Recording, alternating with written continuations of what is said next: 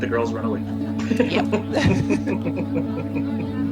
Not me. Not me.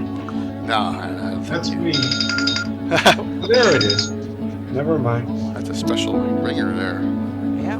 Yeah, we all have special ringers. Nice. If you drink a little more, the ringers will go away and be replaced with milk. Okay. Yeah. Never mix two kinds of wine in the same night. Oh, okay. Yeah, that's I know that. That can be very bad. And you get the big ringer. Yep. Yeah. Never get into a land war in Asia. Well, you get those dry heaves. You wish you were dead. But Yeah. Oh, God, nothing that good happens. I never had that much wine, thankfully. Yeah. You don't have to do a lot. You just have to mix. Oh, When you okay. mix 2 or 3 of them. You like that, Dorgrim? Land war. I know. I got stole that from Princess Bride. Yeah. Alrighty. Seem to be breathing. Am I breathing or? What's that? What's that, David? You're freezing a little bit. Yeah, I think we have Yeah. some internet issues occasionally here. Now I think he's back. Yeah. Quoting movies since Star Wars 77, Dorgrim? Oh, thanks, Casey. If you can't hear us, then how can you... All right, thank you. I need a new announcement. This announcement's like 14, 16 months old. Yep. Considering ReaperCon's tomorrow night, I should have gotten a new ad from them. Yeah, you need to. I can't. I get don't on want to your- push things too much. They're so busy with this thing.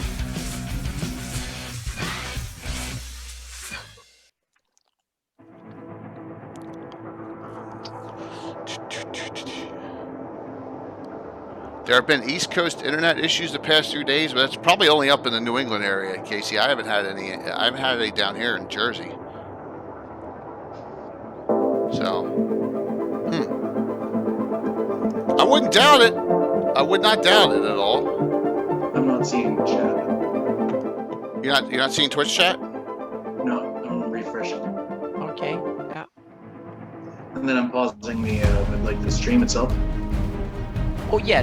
Pause the video. And Yeah, I pause the pop video out and the just chat yeah, and then just I kill use off my the video. use my Zoom as the pin. Yep. Yeah. Yeah, you're good. That way you don't have to pay the bandwidth. Yep.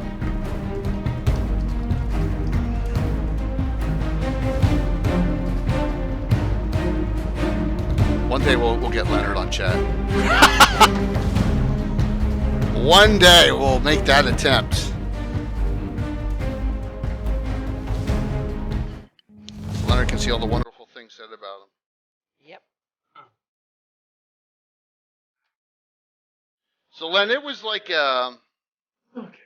it was like a major earth-shaking thing for you to say on Sunday that you created Nystul's magic aura. I mean, that was shocking. It was awesome. Yeah, that was fantastic. Yep. Can you guys hear me clearly here in Zoom? I just want to make sure that I'm not having that stupid Zoom issue I had last time. So I I can see wish it. I I had saved can't see a list anything. of all the spells I wrote that went in.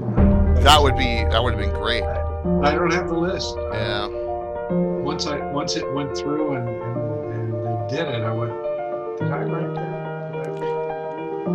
It's understandable. I mean, why? I mean, it's. I'm gonna turn the sound on this down. I'm just Well, here. it's the hallmark of everything. You make lists somewhere. I've never thrown anything out D&D wise. I mean, I have character sheets that are 42 years old. You know, so. Tim just found a DM screen from 1989 that was that they played in college. A log with all the characters in it. See, a lot of those got erased, you know, because we used the inside the rogues gallery or whatever had that nice log look. Whichever one had the log look that we used. So, Cole, I don't know if she can answer that. Where did you get all the Living Greyhawk modules? I don't think she's going to tell that story. Anna, where'd you get all the Living Greyhawk modules? All the information from Living Greyhawk. A bird gave them to you, right? Oh yeah, the birthday. Yeah, I don't think Cole's just Yep. going to answer that one. Yep. That's a tough one. You have to be resourceful. Yep. Yeah. Keep working on it for years. You have to ask people nicely, and certain regions will give you their stuff. Yep. I but got bits and pieces from various sources. She didn't get them all from one. Then I get all of it from one source. Yeah. I feel that would be a cat's paw though, because if you did get all of them, then you would spend countless days and months reading through them. Yeah, what I do is I search first, and then I kind of paste them together. I paste I kind of strip out the stat blocks and stuff like that. Just paste the texty bits into a Word document, turn it into a PDF, and then I use it as bedtime reading. Time consuming. Oh yeah, it's time consuming. So, but they were the good thing with the Living Greyhawk material is that they organize by region. So I know, okay, I was mapping that area. Then I had like 200 modules. So as long as you yeah, and then I read through the major ones. Yeah, and also I learned the format because there's only the background story and the heading of each encounter. The rest I don't need to read because I don't need to read what's in the room, how much pressure. Just like rip. Yeah. So I did that digitally. So it's like they were most of them were in like Word document format. So that's why it was easy. Yeah.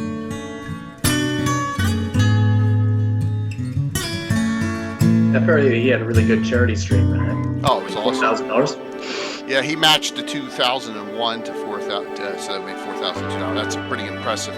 Considering our 24-hour stream, we did $2,500 over 24 hours. He did that in 2.5, 3 hours, man. That was unbelievable. Yeah. It was a fantastic job by them. Really. Well, maybe people are just getting used to the idea of these charity streams. Whereas when you were doing it, it was still fairly new. I don't know. Yeah, for Greyhawk, yeah. So, but with John being involved in the one that we're going to do next year, I think maybe we could at least do 3,000 to 4,000, over 24 hours. So, yeah, 4,002, I think the total was. Yeah. Before just finished their Kickstarter today, and they did like 3 million. Yeah, that's insanity. Absolute insanity. I mean, but people love this stuff. So, what's up, Lord Forrest? Only into them for $315. Yeah, definitely is a great thing. I just love the old stuff better. It's more, for me, more flexible. All right, Barbarians tonight, everyone. And not Thundar the Barbarian, please. I love that cartoon. But you got. It's going to be a very interesting discussion. Once again, I'm flying blind for the most part. Leonard's done his research. Leonard's done research. A little. Yeah, I haven't read your last one you posted a couple of days ago. I need to get to that one. Well, all I did was look at the gods, the Sul gods that I think are worshipped in the barbarian lands. That's as far as I know. And I came up with 80. The rest of the pantheon is kind of lost. The number of gods worshipped in Radix are so many. The environment of Radix is more civilized. Yeah, Radix was the last bastion of early influence or kingdom influence, so to speak. After that, it was barbarian kind of that was the end of Erdian or Great Kingdom influence, really. So good evening, everyone. How are you? I'm Jake Lurgazum, but now you have to really excuse me tonight because today I went through this virtual training for my real work, and they told me that you need to use body language and stuff in chat. So you're going to be seeing me do all this crazy stuff with my hands. Because my gosh, it was. You think you're casting spells? Yeah, exactly. Working on your sorcery credentials here. Now, at least I'm off till Tuesday now. So with me, as usual, we have the great Anna Meyer and the fantastic Greyhawk Mike Bridges and the timeless Leonard Lakofka. How's that, Len? You like that? Yeah. Timeless would be good, but yeah. And let's welcome back to the show one of the most fantastic bloggers there is out there, David Leonard. David. You may know him Yep. as Snafu on Discord as well. So, David, welcome. Hello. Good to see you tonight. Good to be here. We will discuss, and we're going to go through the northern peoples. I guess barbarians is a very general term. So am I correct? Generally, this is going to be the following locations, and it's going to be the Wolf and Tiger Nomads, the Rovers of the Barrens, the Hold of Stonefist, and the Frost and Ice and Snow Barbarians. Did I miss any? No, I guess not. Oh, look at this. He's coming on early. Okay, yeah. The ever mysterious Tim is I joining us didn't go tonight. that far west. It's all red today, too. Dude, why are you so red, man? What the heck? I don't know what he did. What did you do? Too much cranberry juice. Yeah. He must have done something. Way Oh. too many. Yeah. He must have some. Oh, man. He lost at paintball. That's Yeah, disturbing. exactly. Yep. Oh, he must be drinking something that is. Talk So- about spells and stuff here. We have the I'm master. just doing out in front of my house, in front of my my castle door, and that's what I'm doing. Yes, and it probably got critical hit. So, before we start, I have to say this. Why, Tim, did you share your critical hit table with John from Blue Box? Oh my gosh, those poor players. Red. Oh my gosh. Oh, I feel so bad for them, really do. So Tim is joining us tonight. I thought he'd be on a little later, but I'm glad we have him early because he's doing a lot of research for his virtual Greyhawk Barbarian game and has learned a lot, and he knows more than I do. So welcome, Tim, Yeah. as well. So David, man, you are like an expert here in a lot of these areas. And we probably went over this during the migration part of our previous Legends of Lore, but how do they get to where they are? I mean, you want to discuss that? The trails, or where we started. Go back to the beginning. Go right back to the beginning. Yeah, go back to the Also, beginning of that's- all the migrations out and how they. It's got to be the plan. The Yeah. plan. We have They to were start there with the- thousands of years before the migrations even began. Like Skrelling Hall. The city up in the Griffs. So also, that was there like Okay. 1400 B. Before Common Time. So you're talking about 2,000 years. Yeah, Yeah, they were there at least 2,000 years, and they had to have built their city even before that. And so the Sul are relative newcomers, and also especially to as far as the northeast. Okay. It must be the latest to arrive to that area of the barbarians. The other ones must have come earlier than the Sul nations. I in think the the Sul northeast. even did. They were there before the Baklunish, because the Baklunish they were the last ones that also to migrate up through the plains. But it's so And, close they- to Old Baklunish. Don't you think that they kind of popped over the Yekka Hills before earlier? They may have, but there's nothing in Yeah. canon. Okay, that's a good point. Great point. Yep. But during the migrations is when the Baklunish began to do that rush over to the top of the over top of the atolls, Yeah. and they met stiff competition with the rovers, and so it took them quite a long time before they were able to get all through the barrens. Mhm. And the Sul only started their migrations just prior to the invoked devastation. Okay. And it took them quite a long time, but also because they stayed in the Sheldamar Valley before they really began to move, and that was only because of the houses of pursuits. And The I'm what? not sure, the houses of pursuit, Okay. which are the three main houses at Ulster, which became the Kresge, the Schnee, and the Frusti. Okay. Is it pronounced So- Schnee or Schnei? I don't know. It depends on. Yeah. Depends on if you want to be Schnei, German or probably. if you want to be Scandinavian. I like the German more than the Scandinavian, but yeah. It's clearly a kind of a type, meaning snow is called snö in Swedish, and Schnei, I don't even know what's called in German, but Schnei kind of sounds very German in the sounding of it, but Mhm. but the way you said it sound close to to more the Scandinavian or the Swedish Norwegian way of saying it. I don't even know what they say in Denmark. So yeah, my Danish is a bit rusty. Yeah. Well, apparently, it also, according to Len's history that he and Steve Wilson had compiled, they were still called that even before they left the lands. Before they left the Imperium. That's interesting. Yeah. So my theory, it also is the way I look at it, is that their names, because they came up into the north, into the freezing cold Valonian Peninsula, that their names became, the snow, the ice, the frost. So their name was names before they meant what they mean, so to speak, or something. And so the rest of the common language adopted that, and it became. That is a great way of that's a wonderful way of making it. Yeah. Mm-hmm. Very interesting. Yeah. Cool. Now that was all. Now we got the whole gist of it. So, yeah. I'm glad David's here. Yep. Me too. Very.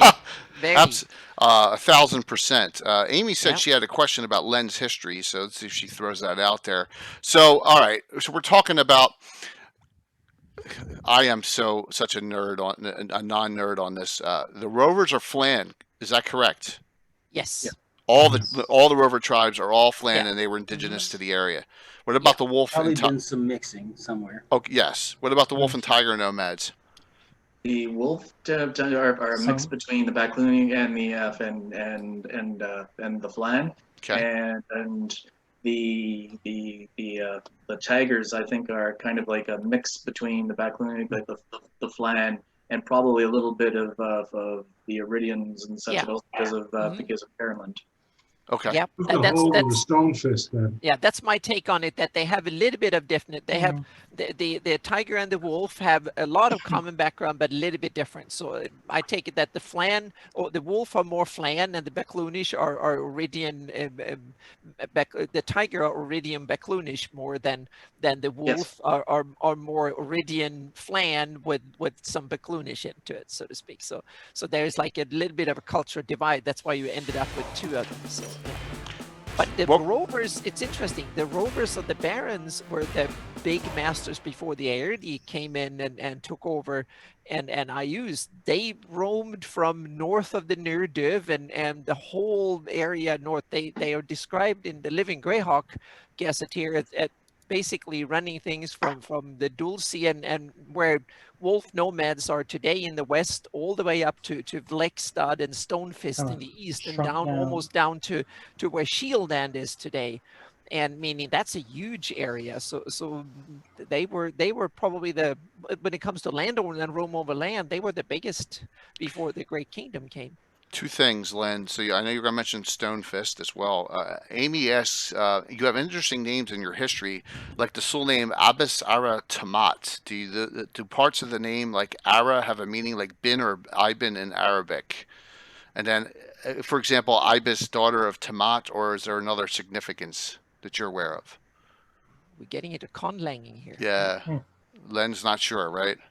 I think that might have been a Steve William thing. Yeah, it's more Steve. It's more Steve Wilson. Okay. That's cool. So Amy, the answer to that is that's probably more of a Steve question. So sorry about that, but that's an honest answer. And what were you gonna say about Stonefist there, Len? Well, who's the progenitors of people that are living there now? In the hold of Stonefist. That's the interesting thing. I take it that they are more Flan and that way they're not the same stock as the ice frost and well, a fair number of them are supposed to be evil chaotic, theoretically. Yeah. So maybe there's some mix between the Sul and the others. I don't know. Maybe you got some mixing. I don't think they're Sul because the Sul did the three barbarian states. Exactly. I get the sense that the Stonefisters are different ethnically and culturally than the three Sul barbarians on the coast. Yeah, I get them more Flanish, kind of more centrally, but maybe a mix. I don't know. Yeah, according to the folio and the gold box, they say that it's primarily Sul with a minor in Flan, and I would suggest that it's probably the reverse of that. We have the Bible here. Yep. Because if you look at that entire northeast corner, you have the rovers, which are essentially all Flan. You've got the Tenna, who are Flan, and then stuck in that corner. Well, how did the how did the Sul get there? So they would have been a late addition, and also when the Krusty and the Zia began to migrate around the north end of the peninsula. So my opinion is that they are essentially Flan. Stolok in chat says they're outcasts from original tribes of Flan. Yeah, that sounds to me also very a nice description. I'm just going to see they're not listed in. There is a listing here of ethnicities of original, but Stonefist is not on that list. So I'm going to see if it has any. Tim, anything you want to input to that discussion on ethnic? No. I'll let all the people with master's degrees in cultural anthropology of the Flanness keep talking. Okay. You and me both, but that's a good thing. We don't have it all. No. Yeah, I don't really have. Most of what I have to offer is stuff I made up about my own little pocket. Well, that's perfectly fine, man. Absolutely perfectly fine, because I know a lot of people are looking forward to it. There will be a segment of homebrew to this because I've done a lot of my own fiddling with it as well. We have to get into our own takes on things, and then there are the apart from the big ones we mentioned already, then there are some of these kind of small forgotten ones that are kind of interesting when you read about it. The Urtugs that are apparently Flans that fled into the Burnell forest when the tiger and wolf nomad took over, and there's some other kind of small other people living up there. I think the Urtug are the biggest. Urtag, yeah. And that is north of the north of the tiger and the wolf nomads, up in the Burnell forest. So they are the outcasts, just like some of the up here north of that. Exactly. Yeah, you can't see in these maps too area well. that they would basically have to their own. Yeah. So they're outcasts north of the outcasts. So when the original outcasts, the tiger and the wolf nomads, when they got established, there are other outcasts north of them, so to speak, to the even north of the Black Ice. There are some. Let's see if I put them in here. Yeah, the Guriks. They kind of almost like Eskimo-likes or Inuit-like people or something up there. Yeah. Very cool. Yeah, so there's some other tribal people up there that lives on the fringes. So yeah. So we got Len for 13 more minutes. So Len, why don't you talk about your deities and then talk about the next contest? All right, I just give you the list that I came up with of the 8 deities that I think are worshipped in the barbarian states. Hord and Lurg, of course, are the 2 major ones. Okay. Falcon, I think, maybe in the snow barbarians only. Okay. Phaeton is in snow and frost. Aquaman is along the coastline because he's the god that's not listed in the Gazetteer, even though when we wrote him up, he was there and he didn't make the cut. Lendor, it'd probably be in the large cities only. Ouija, when someone dies, not because of magic. Right. Barbarians probably have damn near no magic either. And then Noribo, because he's a thief. Phaeton would be Scald, snow and frost, because he's of the lands and of animals and what have you. So that would make a world of sense that he would make the cut too. So those are the 8 gods that I came up with from the Sul.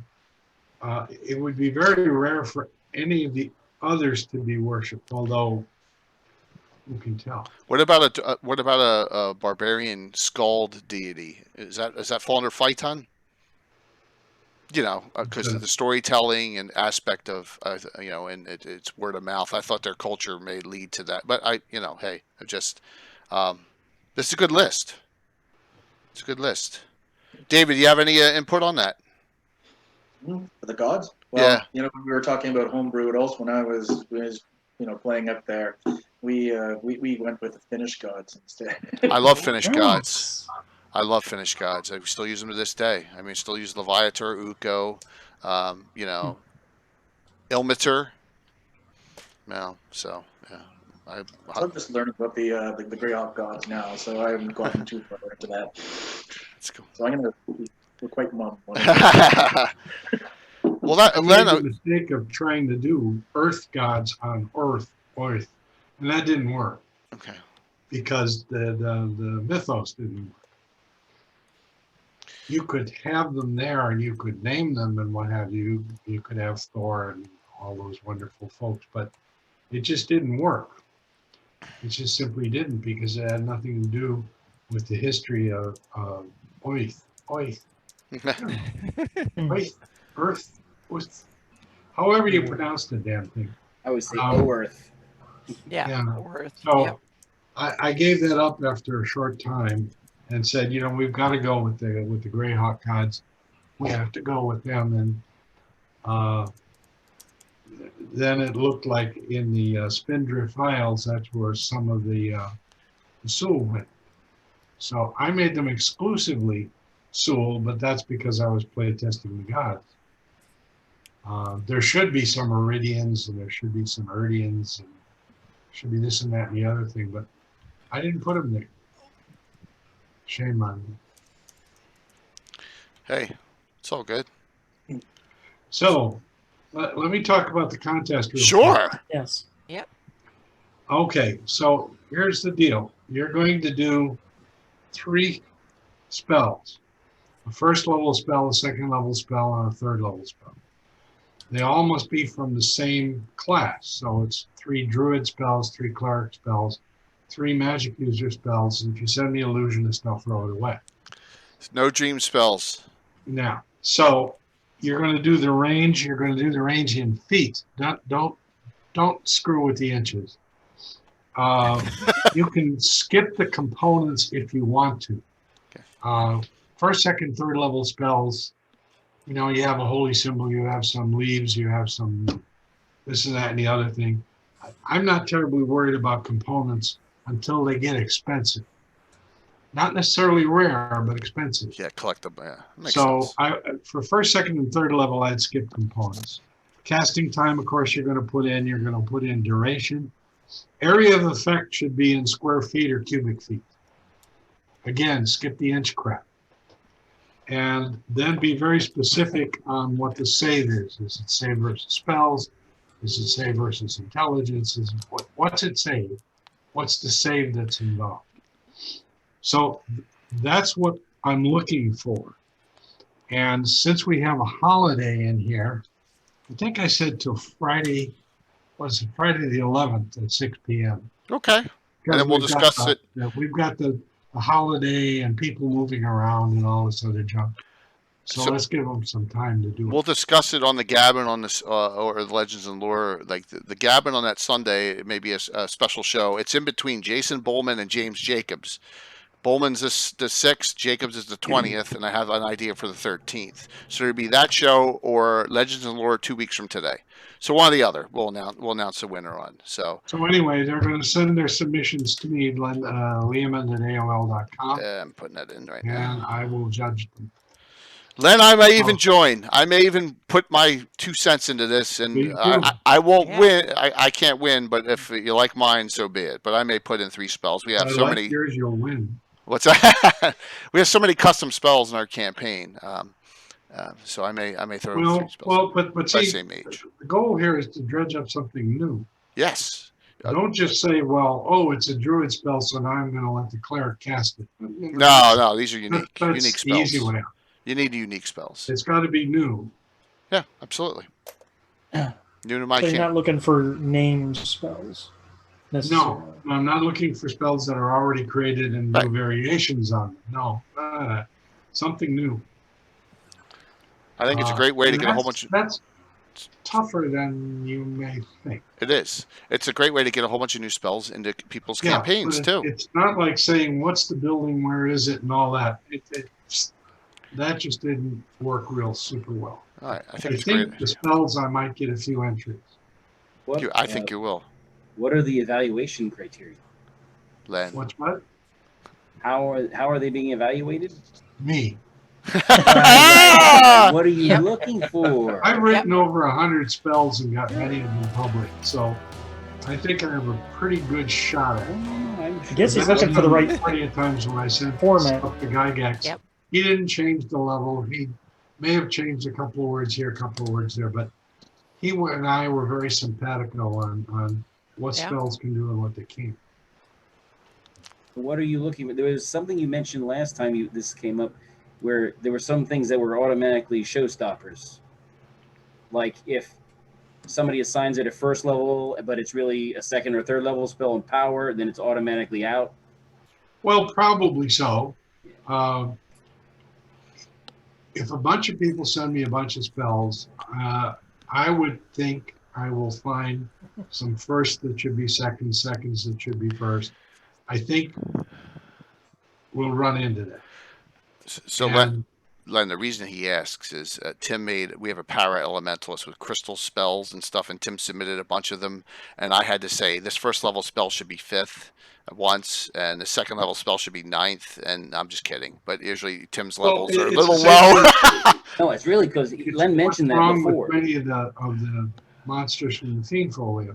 Yeah. They're either way too strong, way too sci-fi, or way too stupid. Not all of them. A good 70% though. Come on, Flumph is the best monster ever. There's a lot of them, but that means there's another 30% that are very usable. And there are the ones that I wouldn't use as written that you can go in and massage. So you can do that. But otherwise, some of the Fiend Folio stuff is... ugh. Any questions The for one Len?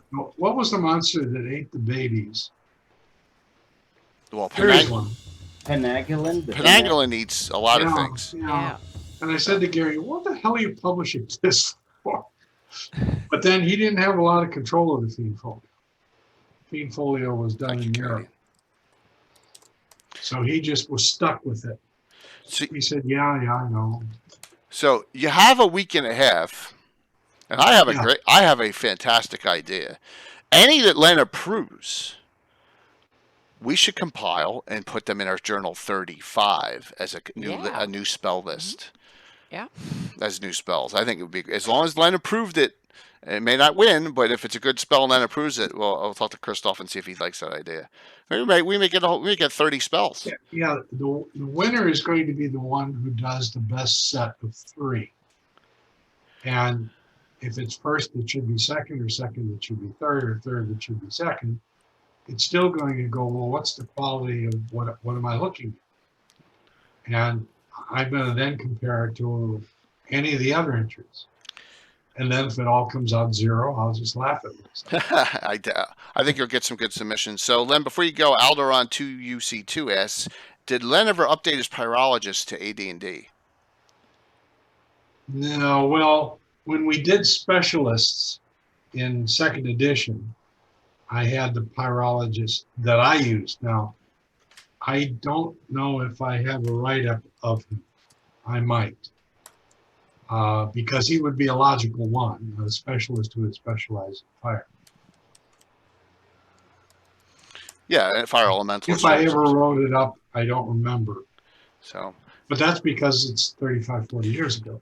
I submitted an article Len had never published for our Journal 34, and we're sitting on another one for our Journal 35. So you may see a publication never before published by Len in the next Earth Journal. Okay. What is it? Let me know. Just email me and let me know. Okay. So What am I getting the blame for? that was the one you said. Was this ever published? I don't think this was published. So the one on creating a campaign. Oh, that could be. Yeah, there was something that I didn't think was published. Yep, and we I don't remember believe what it was. is. Len, I know you got to All roll right. shortly. Thank you so very Time for much. me to take off. Yeah. Jason Bullman, Sunday night. If you want to interview Jason, hop on, please. Jason's a good guy. So Very good. have a nice one. See you later. Have fun. Bye-bye. Bye-bye. Bye. Very nice. I think that's a great contest idea. Plus, it'll get us Yeah. a whole base of new spells. So back to Barbarians. So we know where the migrations went. We know the ethnic background. Why don't we chop up and do an area at a time. Is that the best way to do it for the time being, you think? So I know David's got some great expertise on the snow, frost, and ice, correct? You have Stonefist as well, Yeah. David, for the most part? And I've been working on Stonefist a lot this past week. Okay. Hey, David, your entries on Cannon Fire, the primers, are really good. I was reading those today. Well, thank you. They're being the longer versions are making their way onto my blog. Awesome. Nice. Yeah. Yes, Barbarians. Yes, I said something, sure, very, very wrong again, like I always do. I say your name correctly now, at least. So, well, David, Stonefist is the most I'd say it's the biggest enigma of all of them. Sure. Yes. So- The almost the least written about them, I expect. Yeah. What are your thoughts? And what if you want to share some of your information? That would be fantastic on Stonefist. Well, it's like at the beginning, they were not. Well, let's just say they weren't barbarians at all. Okay. Because they were. Shut something down. No, you're good. You're good. Tim, it was Tim. Tim said he'd be back. Because I just can't see anything anymore. Really? Uh-oh. Oh, we're still here. Yeah. We're all Okay. here. We can see There you we go. clearly. You're clear. Okay, so like at the beginning they were the Coltons. The Coltons feudality. And so Yeah. about the same time, and also that Anna's fringe Bernil Forest people were through there. The Coltons were like all over the Stonehold until the original Stonefist Black showed up. But also because they said that he was a rover who was kicked out and he went north. Well, if he was as badass as he was personally, and also if he was all about conquest, I think he would have gone down into 10. So I think that originally he was a Colton who left, went over to where the rovers were, collected up some people, also and they didn't like him, so he went home again, and that's when he conquered, and he pushed the Coltons way out towards the Hadak Forest. Exactly. That's why they survived. Yeah. So that's why I still believe it. And they keep saying that, whenever I've read anything in any of the source books, they keep referring to the Coltons as clan.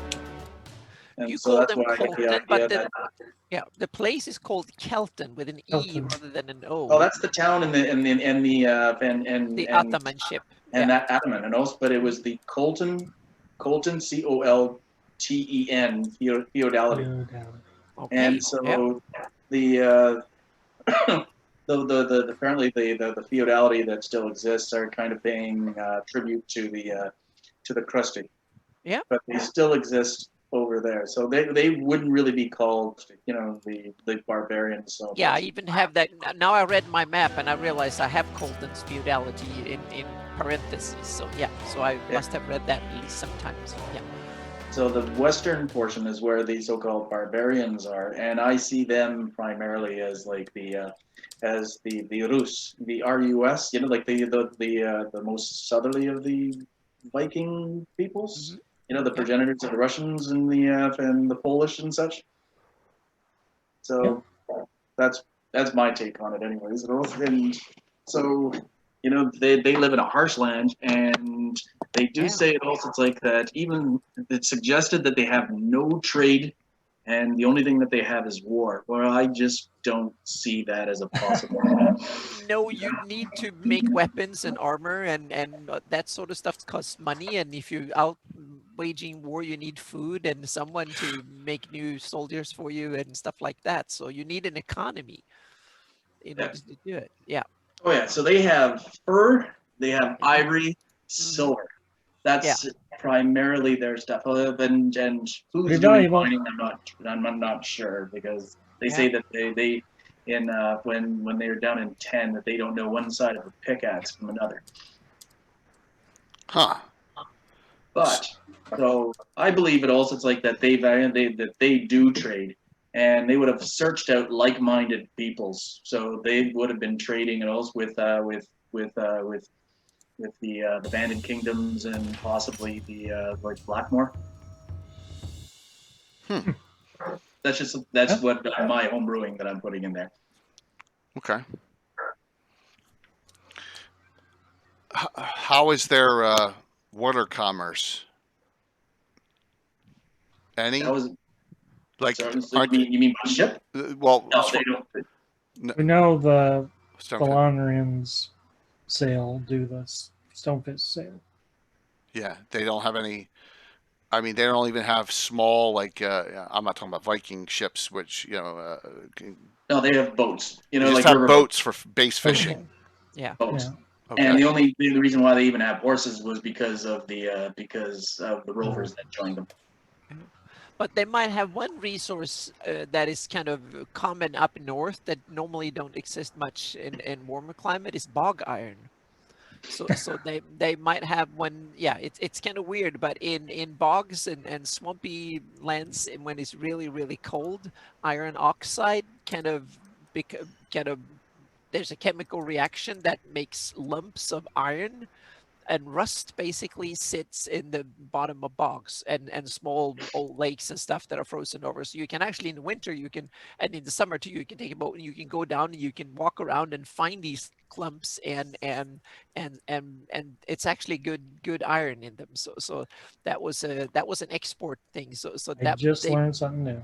yeah, so they have weird resources up north, along with like walrus ivory and stuff like that. So bog iron might be a thing that they can actually have iron in a very easy, accessible, and also a very enriched state, so to speak. You take a lot of digging in the ground in order to find the same amount of iron as it's much easier to just go around fishing in a swamp or a bog up north somewhere in Siberia or Scandinavia or northern Canada or somewhere where you can find it. I didn't notice Alderon says lots of bog iron in Iceland.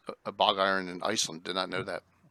Mm-hmm. Did not know that. So you have it's a climate thing. When it's wet and you have certain climate. Yeah. Would then bog iron be plentiful in the cold swamp?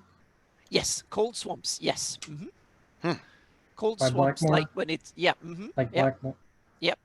So way up north when you have it. Yep. P2, So that yeah. I'm sure that you have it, and even up in the Barrens where you have the hang on a second, I need to get the name right here. So you have the cold marshes. I think is a perfect. So you can find out where orcs and the Iusian hordes and stuff where they get their iron for their weapons and stuff. It's the bog iron up there. So yep. So some miserable Troll slaves have to go around Yeah. and find that damn thing in the summers and or maybe even winters. But if it's too much snow, but then in the summers you usually I've seen it done in Sweden today when they have reenactments and stuff. You take a little raft or a little boat and you go around and you can walk next to it and you can actually feel where they are with your feet, and then you can lift them That's up crazy. and they're like boulders. They can be fairly big, from like a fist size or small, and some of them can be really big, and they are very high iron concentration in them. So yeah.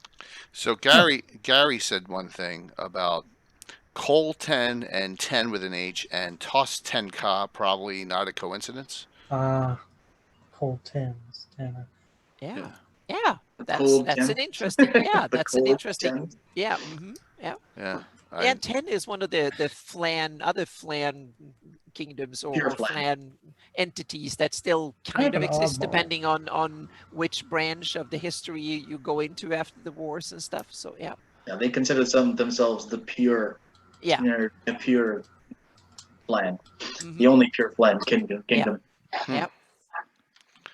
So Interesting. in commerce, it also up in in especially in Colton lands, I'd suggest that some of their ivory isn't just from walrus and from the seals and such. I'd say that they have they have a corner on the mastodon and mammoth.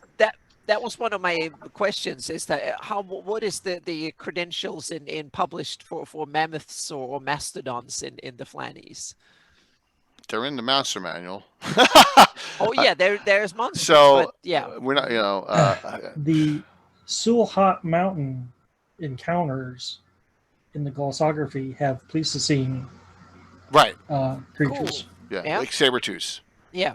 Because I was going to, when I looked at Earth, there is like an enormous large area up close to the pole that is even called like big tundra way west of the drummage and stuff, that's where I definitely would love to put them. But I wasn't sure that, did they exist in the Northern Flannies? Were they hunted to extinction? Do they still exist?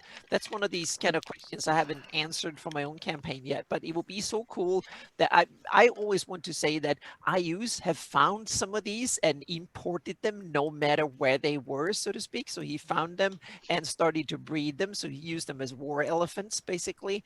And so there might be some interesting surprises that way.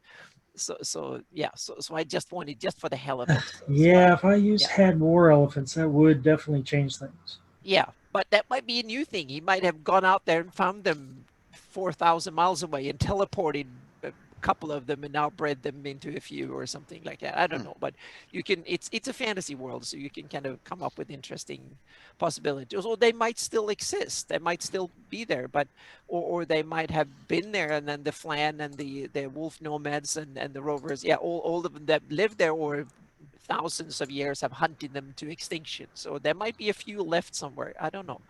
It's up to, I guess, each campaign master of his own campaign to decide which. Casey just earned a no, just no in chat. So no half Oh, red half- dragon war elephants. You're getting 3 no, just no heads for that one. Well, but it's good. It's good, Casey. You're with me here. Yeah, that's good. Yeah. So, weren't there war mammoths in a recent fanzine? Well, yes, there were, I believe. And think about this: there's some figurines of Wondrous Power I know that are that size too, beyond some special ones. So, it's not out of the realm. It had to come from somewhere. Yeah, you can have war moose too. That's actually something that was used that was experimented with back in the actually up to like 300-400 years ago in Sweden. They actually tried to oh my gosh, they could use moose rather than horses. Yeah, because horses are useless when the snow gets like 4 feet or 5 feet or stuff.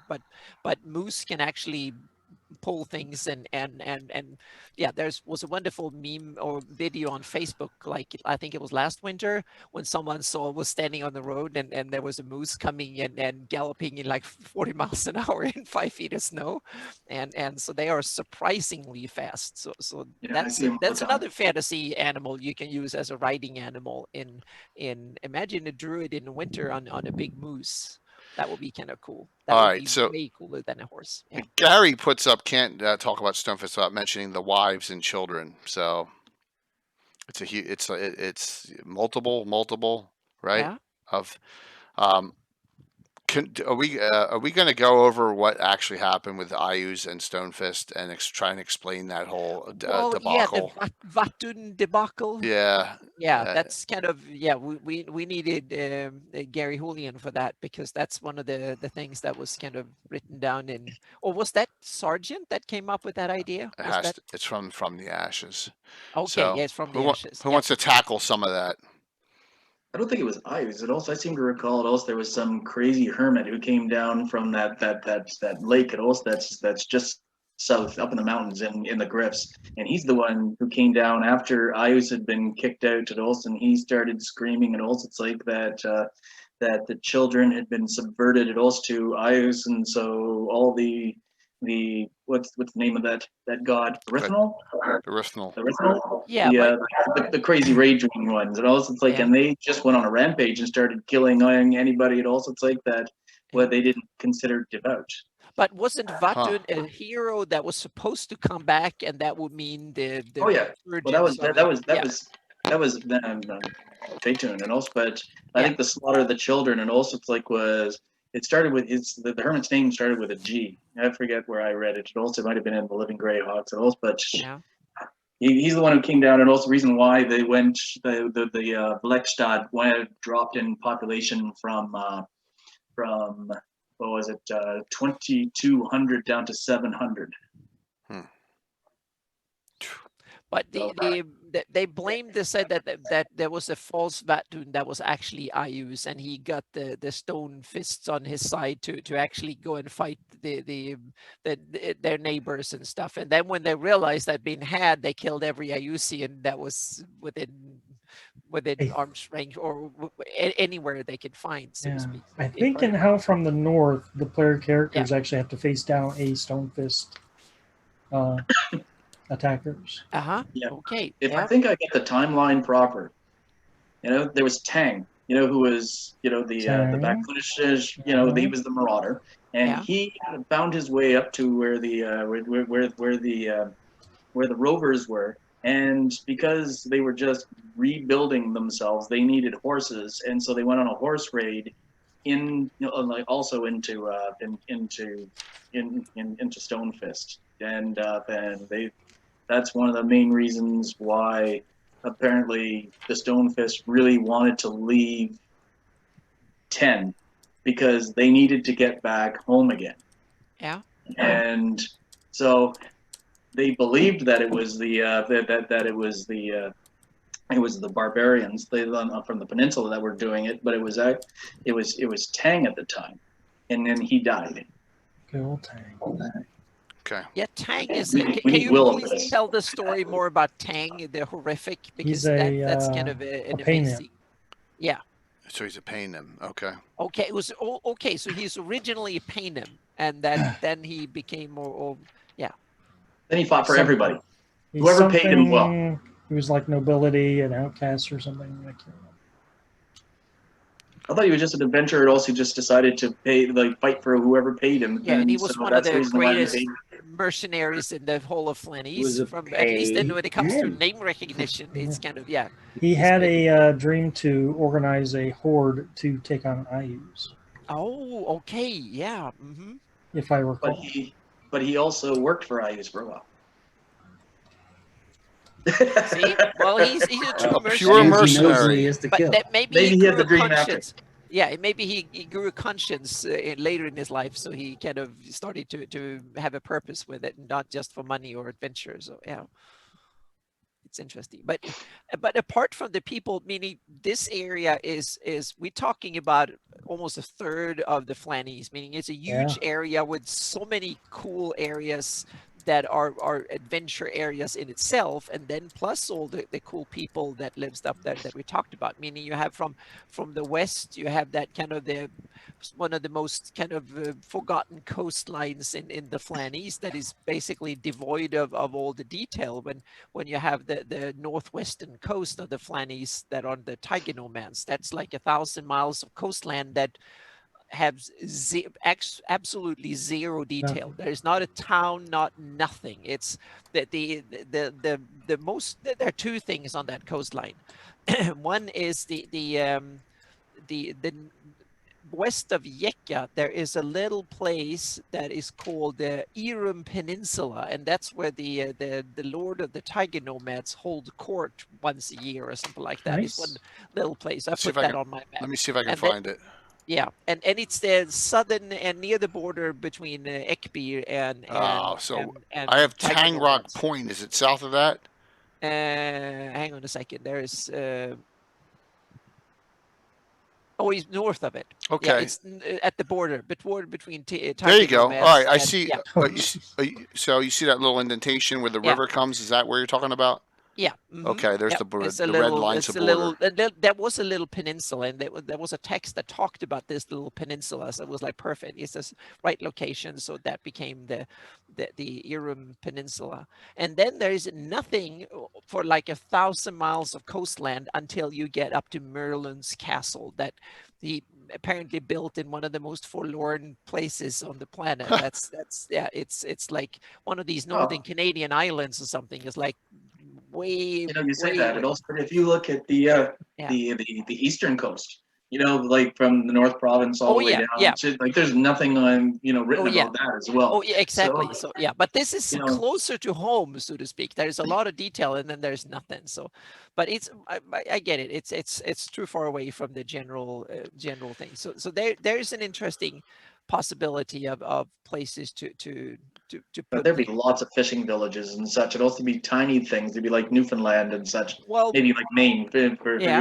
your perspective. yeah, but maybe the Tiger Nomads don't like people settling there, so they might raid them and kill them if you do. So Are there literally tigers in the Tiger Nomads? that's my other. There would be. Has Yeah, to. Siberian I tigers. think so. Yeah, No I definitely think that they have them as pets and just like the wolf nomads have their wolves and stuff as companions and hunting companions and guarding and general helpers. So it's kind of there, but there's also a yellow lion described in the Living Greyhawk Gazetteer. Living Greyhawk Gazetteer doesn't mention tigers, but there is a yellow lion mentioned. Yeah, hang on a second. It's in the tiger nomad section here, so I'm going to find it If you'd here. never seen a tiger before, you might describe it as a yellow lion. That's my thing too. Yeah, Oh, yeah. So let's see So here. while Anna's looking up, Tang turned against Ayuz when Ayuz ordered that he kill all the rovers because they reminded him of his own people. Okay. Gary Julian says, write a battle fitness best ritual event in the phalanx. So I don't. Once again, I am not of the information of where that is. Right? What? Rite of battle fitness, he says. That's in the Oh. Stonefist. That's in Stonefist. Okay, awesome. Yeah, that's what Vlek put together. It also it's like way for his right of succession, and whoever failed would then go to the fists, and they would command the 100, 200 bands, man bands, and also of raiders. So apparently, it also like that Black and other stone fists following him, used it to thin out the people who might be the greatest threats to the throne at the same time. So, Yeah, but the odd thing is like when I've looked at every single one of the main source books, and like the population, even in a place like Stonefist, never changed. It was always 60,000 plus. yeah. With towns of 100 or at the most two. Like there was one town of 2,000, and also the rest of them are just like in the 100s. And I'm thinking, where the hell does all these 60,000 people live? yeah. And Well, I guess they did. especially after the Greyhawk Wars, populations had to have gone down. They can't be static after the Greyhawk Wars. There would have been mass slaughters, especially with the number of demons that were being employed. Apparently, right? Mike would know more about the wars than I do. Yeah. Probably the attention to detail was a little lacking later on, and right. Well, they were just giving you the data from the last census, and so they didn't have any new data That's to true. change. Yeah. That makes sense. Yep, the census is not done often. So I have a quick here. I found some in Tiger Nomads there are tales of Yeti and Tyre. It's another, or Tear, or whatever you pronounce it. Taer. So that's another. I know it's a monster from a monster manual or somewhere. I've seen it. And then there are also rare and auspicious yellow dire lions. Yep. Ooh. Yep, on the lower slopes of the Dire hills. lion. Yeah. Yeah, it's mentioned in the Living Greyhawk Gazetteer. I read that today, so it's That kind of was not interesting. There's tigers and saber-tooth tigers and such in the Oh, yeah. or Yeah, saber-tooth I lions definitely- or whatever in the original monster manual as well. Yeah. Wasn't it? I remember. Oh yeah. There are various versions of tigers and wolves too. So, and there are many different versions of wolves too. There are like white wolves and Winter. of course there must be a gray wolf. We're in Greyhawk. So I also believe in Stonefist would also there'd be large herds of reindeer, Caribou. and also they would have dog sleds as well, because most of it is like a wetlands tundra, and the only way you could potentially get around is exactly like the Inuit did in northern Canada. So Yeah. it would have been kayaks, and there would have been like dog sleds, and then in northern in North Norway. What are they called? The Laplanders? They have those enormous. Lapland. Yeah, it's in northern Norway, Sweden, and Finland. It's called Lapland. So they So they have they dog have the sleds reindeer. are part of the Very So interesting. in the military. Yeah. Great It's information. the best way of getting around it. Stuff I guarantee you that we never think about with gaming, and it probably. One thing that's missing from all of the gazetteers, it also is the Zia. That's the most northerly of all the Sul barbarians. They're the ones that also who are east of the Phenolian Peninsula, and they are in the coastline that's north of Blackmore. Oh, Wow. okay. Yep. How do you spell that? Z-E-I-A. Zia. Zia. Where's that Okay. reference from, David? Ooh, Living Greyhawk for sure. Okay. Living Greyhawk is it here? Okay. Okay. Yep. So Perfect. so I need to dig into it. Yeah, because there are the up in the north at that place that is the most Tusking isolated Strand. Dotsplat, the most isolated community in the whole of the Greyhawk setting so far. Gary, you got any That's word on that? And I know that Carlos placed an adventure there in Jogsplat, which is Exactly. cool. Yeah, and he created some Um, cool heraldry for it yeah. too. That are kind of cool. So And then you have the Dockhilder, I think it's called, with the keepers. They have built something up there. Dockhulder.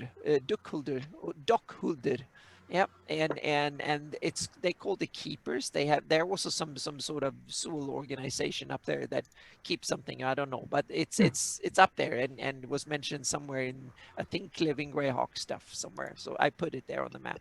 So I'm thinking the Zia are also inhabitants of that furthest northern island that just seems to peak on top of the original, Yeah. the original box set. It also most people would refer to as the Smudge. I don't think The I have it on smudge, here. yeah. I think it's Mike big. called it Ireland. Yeah, I don't even have it on Yeah, this we map. had different. I think we had almost like an unofficial naming contest in an earlier show, and Bunny and Isle became that was some reason for it that I forgot. We have to go back in the archive to. But someone came up with that name and had a reasonable explanation for it. So yeah.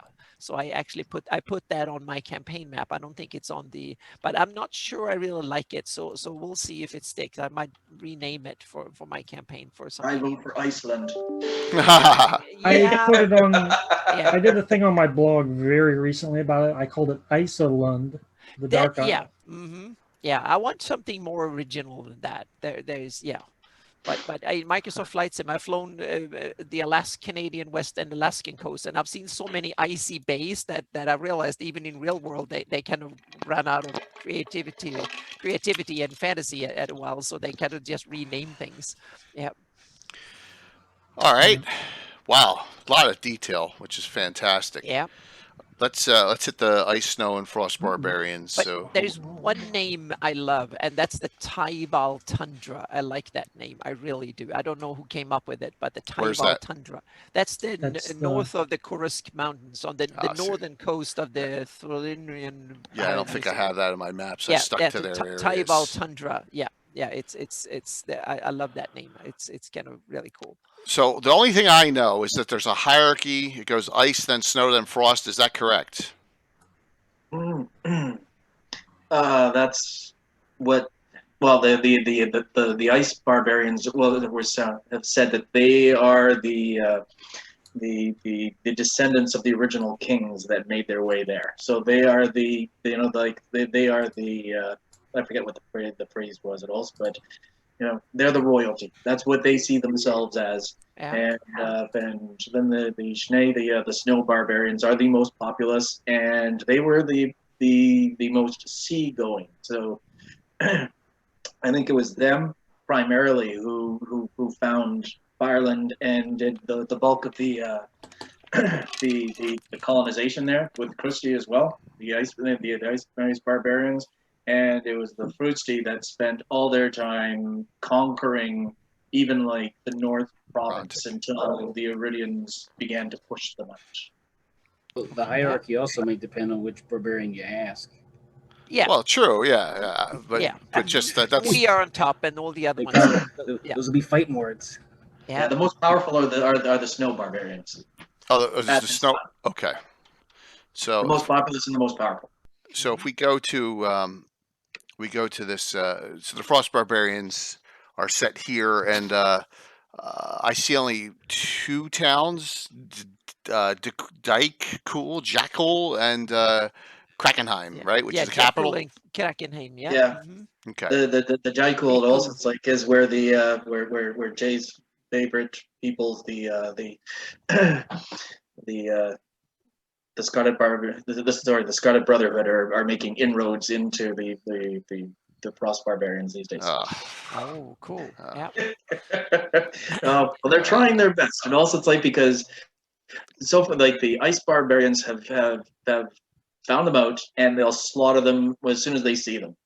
The Snow Barbarians are the ones who are listening to their whispers and saying, "You can conquer the world," and such else because you are part of the great people and also it's like that we are.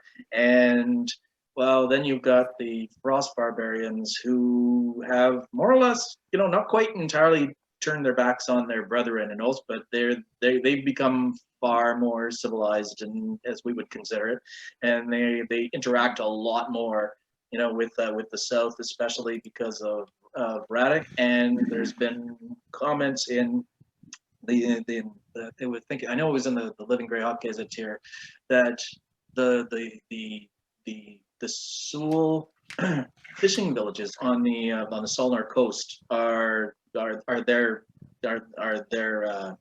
anti-descendants, like their progenitors. Oh, you mean the Sea Barons? No, the up in the North Province. Also, they said that there are a large number of fishing villages and also with Okay. primarily Sewell Uh-huh. occupants, and those are part of the houses of pursuit that got there, and then before they began moving up, but people stayed to the south, and Okay. Yeah. that's their their cousins. Mm-hmm. Yeah. So there is a lot of intrigue and politics going on between the three, which is good to see, Yeah. right? And Yeah. there's a lot of rivalry between. Yeah. Who has run anything in that area?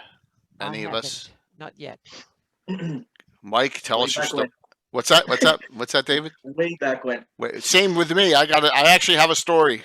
It's Yeah, probably way a back very not deep one because it was back in the 80s. But Mike, go ahead. Why don't you start off? No, I was going to say probably half of my second edition campaign was ran up there.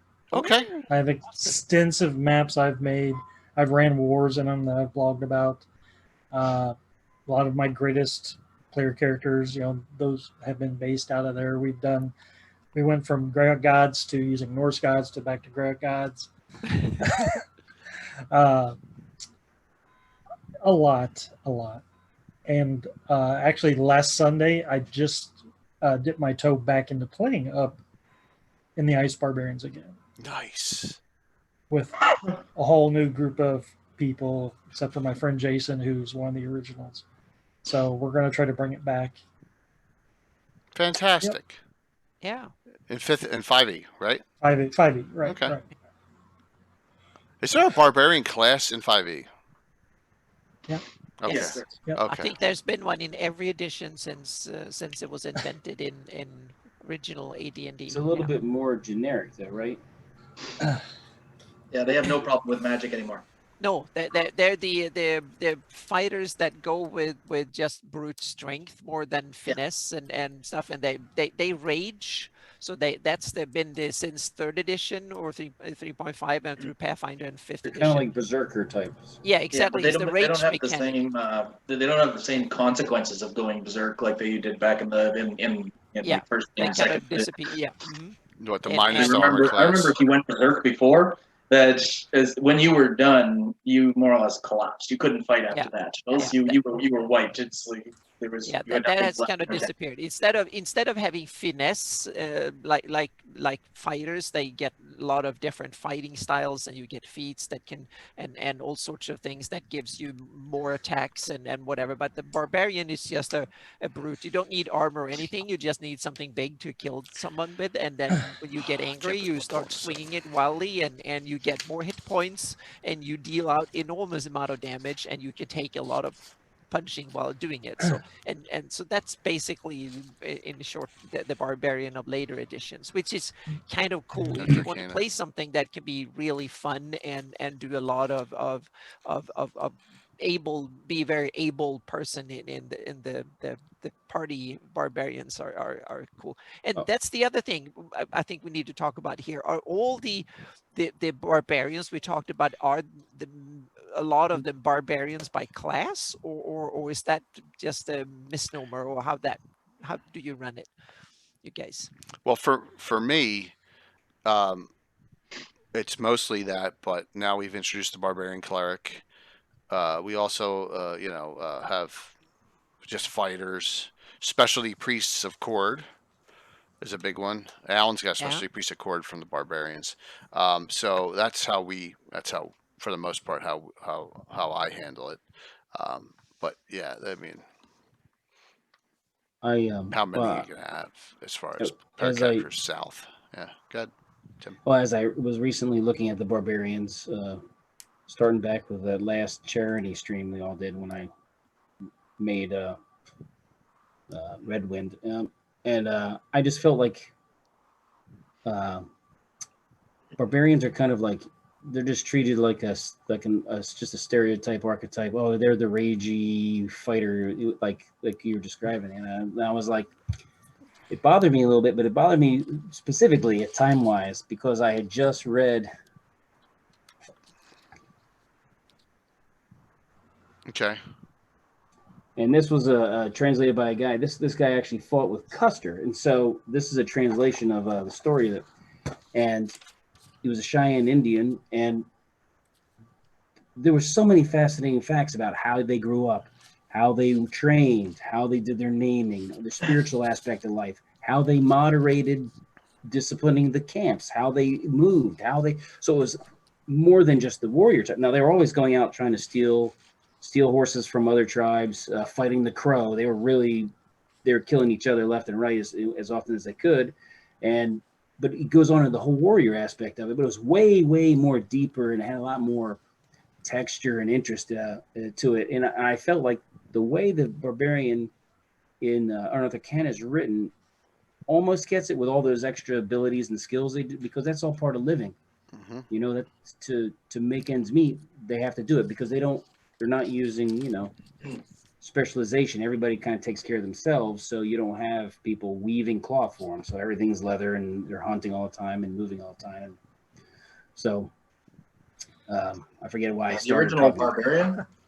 The original Barbarian is almost as close to a druid as you can get without being a druid. Exactly. They're way more because they're in the nature.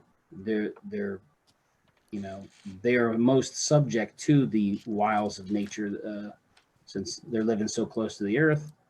I just felt that a lot of times they're just thrown into a category, although they're just a slavering fighter type that goes and does that. And I know it bothered me when I made up my other character, and I'm still going on that tack of a little bit more depth culturally.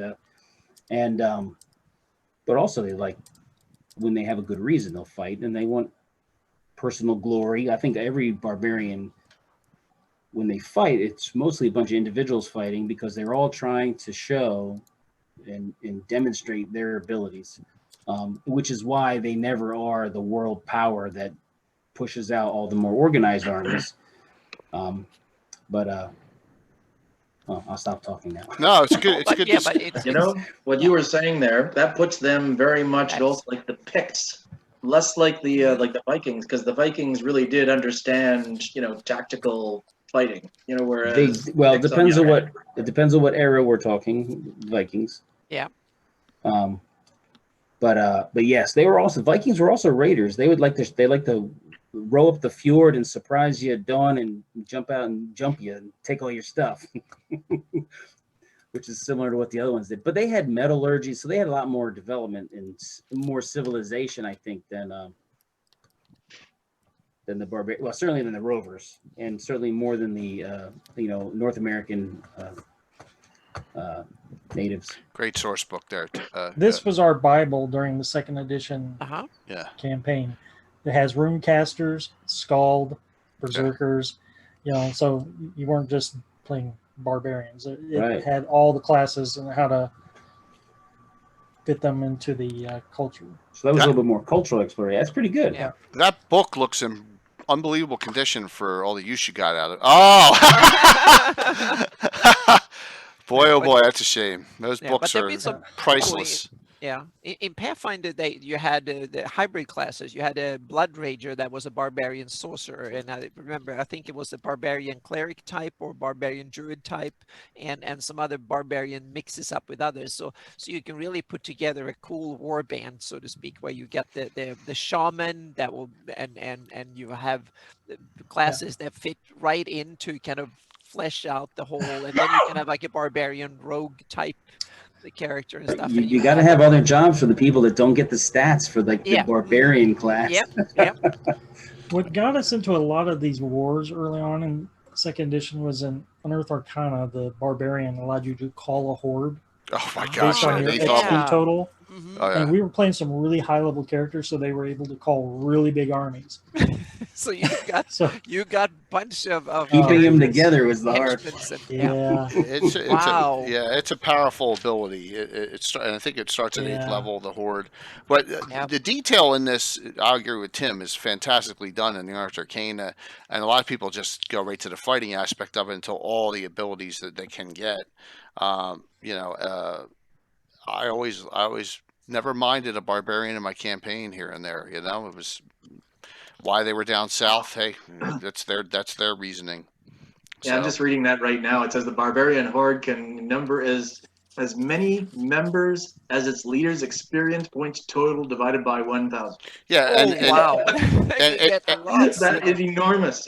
Well, at 8th level, it's 500,000, so you can get 500. Yeah, I mean now we're it's talking a barbarian horde, not a barbarian club. Yeah, it's a maybe horde. now we're talking 3 times the population of Stonefist here. Or Yeah. It's Where crazy. did all these people come from?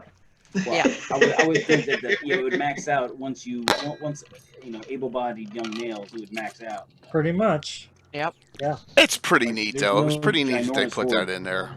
It really was. Mhm. So real quick, here's my only story of the area. We did an adventure that ran up and we had to assist the Frost Barbarians, and somehow Walt's always conniving, Walt's always scheming. Walt's character Rowena ended up marrying King Hungred from the Frost Barbarians. So believe it or not, now her children are actually in some venturing groups that we have now, and they've come down to Greyhawk, they've come down to Harby, they're in Altamira. So we actually have descendants of that joining, actually adventuring, because that happened, I'd say 1990 is my guess. So that only 30 years ago. So so we actually have characters in the campaign that are just half Frost Barbarian, and she was from like a Great Kingdom progeny. So half Frost Barbarian, half Great Kingdom. Yep. See, you I love have some of the you have comments here, connections the Barbarian Book Club. Yeah. You see the Barbarian Book Club and led by Conan the Librarian. That's Katana with a pithy comment. That's a hardcore book. Oh, that's awesome. Yeah. What were you going to say, Anna? I was going to say, so you have a little bit of connections to the Great Kingdom in your campaign too. Very little, and it's very so corny. I'm never going to discuss it live. So, yes, a lot of members. All I'll say is a lot of members of the Great Kingdom were named after pro wrestlers, and that's all I'll say. Yep. So we won't go how Monty Hall corny that was back in the early '80s. But, we all have had that period. Yes. So it's thankfully forgotten. Yes, it is definitely before the annals of and recollection. He's moved on to hockey players. Yeah, that was the '90s. That was hockey players in the '90s. Yeah. Goons. Uh-huh. Yeah, so we've gone through our phases there. That was good that we played pre-internet back then. Definitely. Playing on a Commodore 64, playing games back then on that. So, any other stories in the Frost, Ice, or Snow Barbarians? I can throw out a link real quick. I was going to save this for the end, but I'll throw it right now. So I posted a blog on my blog just today. Found a rediscovered. I knew about it, but I had forgot about it until this topic came up. There's a module set in the Ice Barbarians in Dungeon Magazine. Uh-huh. And it wasn't advertised as a Greyhawk module. Really? Yeah, and it's based on Beowulf.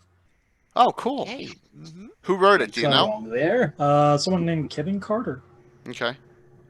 What dungeon is it? If I may Pretty ask? good. Was it in Dungeon or Dragon? It's a dungeon. Dungeon. Dungeon? Do you know It's what in the dungeon? same issue as one of those Age of Worms installments. Oh, so it's just kind of buried in there. All right, cool. Yeah. Awesome. It's really good. Something to I look think if up, you're everyone. running, I'm There's thinking no if you're running maps the or anything? Barbarians, yeah, you definitely have to have a lot of the old faith involved in there, because they would be, much closer to the land, especially wherever there's going to be land. For the barbarian cleric class, because they don't Yeah. worship one deity, they're covering the pantheon of their tribe. They get clerical and druidic spells, and then at a higher level get magic user also. Yeah, and also they're described in the various source books as worship. Their ancestry worship was rampant in among various nomad cultures. So yeah. So it took me 38 years of Tim's convincing to allow a barbarian cleric. It was always a band, Oh. but he's still first level in our Narwhal campaign. He's come down and he's got one wandering barbarian cleric. It's a pretty cool class, pretty neat, and they get die 10 for hit points, which is crazy, but it's part of the class. So I Instead of die 12, so yeah. instead of die 12s for other barbarians, yeah. Yeah. So pretty neat. All right, thanks for that. Dungeon 133. Perfect, So, thank you. yeah, excellent. No maps, Anna. Oh damn, but maybe some names. I'm going to read it just to see Yacht if there's. Splat. Oh, okay, damn. Okay, They're but already Yacht there. Splat is named. There'd be a dragon's lair on there somewhere you could place. Oh, cool. Yep. Romans are supposed to have coined it Yep. barbar. However, there is early reference to the Greek similar. Interesting, very interesting Canadian. I did not know that. So why don't we move further inland if we have no other stories here? And Tim, is your virtual Greyhawk Con adventure set in the Rovers? Yes, it is. Ooh. All right, so David first. David, tell us about the history that you know up to, we'll just say, wars, post-wars. You don't have to go through Living Greyhawk. What has transpired in the Rovers over the course? Well, as far as I know, there was not really a whole lot said about them. At the beginning, they had the entire north, the north of the near div. So they roamed it as far across as like Canada, from one coast to another, and they were the ones that also like that slowly but surely lost their ground to the Bacloonish nomads as they were pushing in. And over time, I'm assuming at Olsitz Lake, they lost even more rare ground at Olsitz Lake to the Tenna, and then to the Suluois to the south, because the Duchy, it's like that whole area at Olsitz Lake would have been theirs as well until the Duchy, the Suluois took over that. But apparently, because the county of Ernst is mainly Flan, so they would have been the more settled Flan in that zone. Okay. And then finally, it also it's like I said, they would have been at war up in the with the Stonefists continuously. So up until that point, like they did all their raidings all the time. And also, it's like you saw them raiding into Paraland, you saw them raiding into Furiondi, it also raiding into the Shield Lands, raiding into the south in general, right across the board. It also it's like until the Greyhawk. And so I saw on Anna's map, even in the 576 map, that there's areas that they've lost right off the bat, right, Anna? I saw that there's because I use, if you try to read between the lines, he had already expanded up north into that area. Let me go to that map before then. So yeah, so I kind of made him. That was the first of his expansion. Is already right there, here, part of it, so to speak. Yeah. So yeah, they were from that map, but also they were raiding into even the Shield Lands and also around the around Ayus. Okay. Yeah, and when Ayus was gone, I guess they could start roaming again, so to speak, and raiding. Then there were your favorite, the Horn Society. Oh yes. They had a lot of wars with the Horn Society as well. Yeah. The Horn Society really wanted to eradicate them, so there was constant war between the Rovers and the hierarchy. The hierarchy did not win. How much of this gets conquered by Ayus? all of it, or Most of it. Yeah. most? Most Well, of it. Yeah. by, Depending on. by conquered, you mean groups of the Iusians can wander around in large masses anywhere they want. Right. Yes, they can go anywhere because Yeah. the can't rovers hold are it. nomadics. They're just going to move out of the way of any big Yeah. groups that are going, and they're going to stay away and scramble what they can do Yeah. to stay alive, avoid the big forces, and just But if you read the Living Greyhawk Gazetteer, the rovers are kind of scattered, a few in the Fell Reeve and then a few Yeah, along they were the almost coast. wiped out. Yeah. They were almost wiped out. There's only like 1 in 10 left. Mhm. Okay. They were certainly almost wiped out my campaign. I thought they went from like Right. 40 to 20,000, but that they maybe more. Mike, who wiped him out? Was it Oh, just because of my wars, all my English wars. so you actually Yeah, changed there's the so many population wars, numbers. Yep. That's awesome. So that will set the backdrop for Tim, your adventure. Right, and when you're looking at I use the evil and what everything that I use basically sends all his shitbirds and people he doesn't like to the barons. The commanders put there are like not effective but good at terrorizing people, and like a meat grinder of their own forces in addition to being horrible to anybody they catch, whatever. And so he sends all the losers or people he wants to punish there. Well, that's not a recipe for very good, effective occupation of stuff. So my premise is that the tribes that have survived have been carefully rebuilding or trying to do something. And of course, their nature is that, hey, you're in our land. This is our heritage, the ancestry. You can't stay here. So they're chipping away at them. But they're doing it guerrilla style. They're not trying to like do a main battle. They're trying to catch few, small groups and attack them. And other countries or other nations and other powerful people who want to see more trouble happen in that region have been supporting some of the tribes with advisors. Ooh. People who understand operational strategy instead of, a normal barbarian event would be going and stealing horses from somebody or stealing some, or doing a coup, doing some sort of cool thing against the enemy forces and getting away with it, and they're proud and they're great. But to an organized military force, it's an anecdote. It's just like, oh yeah, there was an activity over here. It doesn't really do anything to affect them. So you have to have an operational strategy. So they have advisors who are helping a couple tribes, and this tribe that will be featured in the in the adventure has advisors who have been helping them. So they've been not wasting their precious commodity of people on stupid things, and so they've been gathering information and targeting their logistics, finding out. And there's and one tribe has a catastrophe because there's a fort. It's a hard point, and they haven't been able to get them out. So now they need to figure out how are we going to get them out of this prominent terrain feature called Split Rock. Nice. And that's what they'll be doing. So I've left this screen up, 9 a.m. Saturday morning of Virtual Greyhawk Con, October 3rd, Dark Hand Heart Strike. That's the first event of Saturday morning that's highlighted as a stream. So Tim is DMing this Barbarian only game. Anna's playing in it. William Henry Dvorak. Carlos is playing in it, which is unbelievable. Matthew Lazinski and Jason Zavoda is the crew for that event Saturday morning. 5 fingers of the Dark Hand. Yes. What was that, Mike? I don't know if I've ever seen Carlos play. I don't think he has. He played in someone's, I think, on his channel. I think it was Matthew's game a little while ago. He played in a game, and I was shocked. But this would be it would be like one of the first times I've seen. Skeleton K, I believe it was. Yeah, and Carlos gets the Barbarian Cleric in this, correct?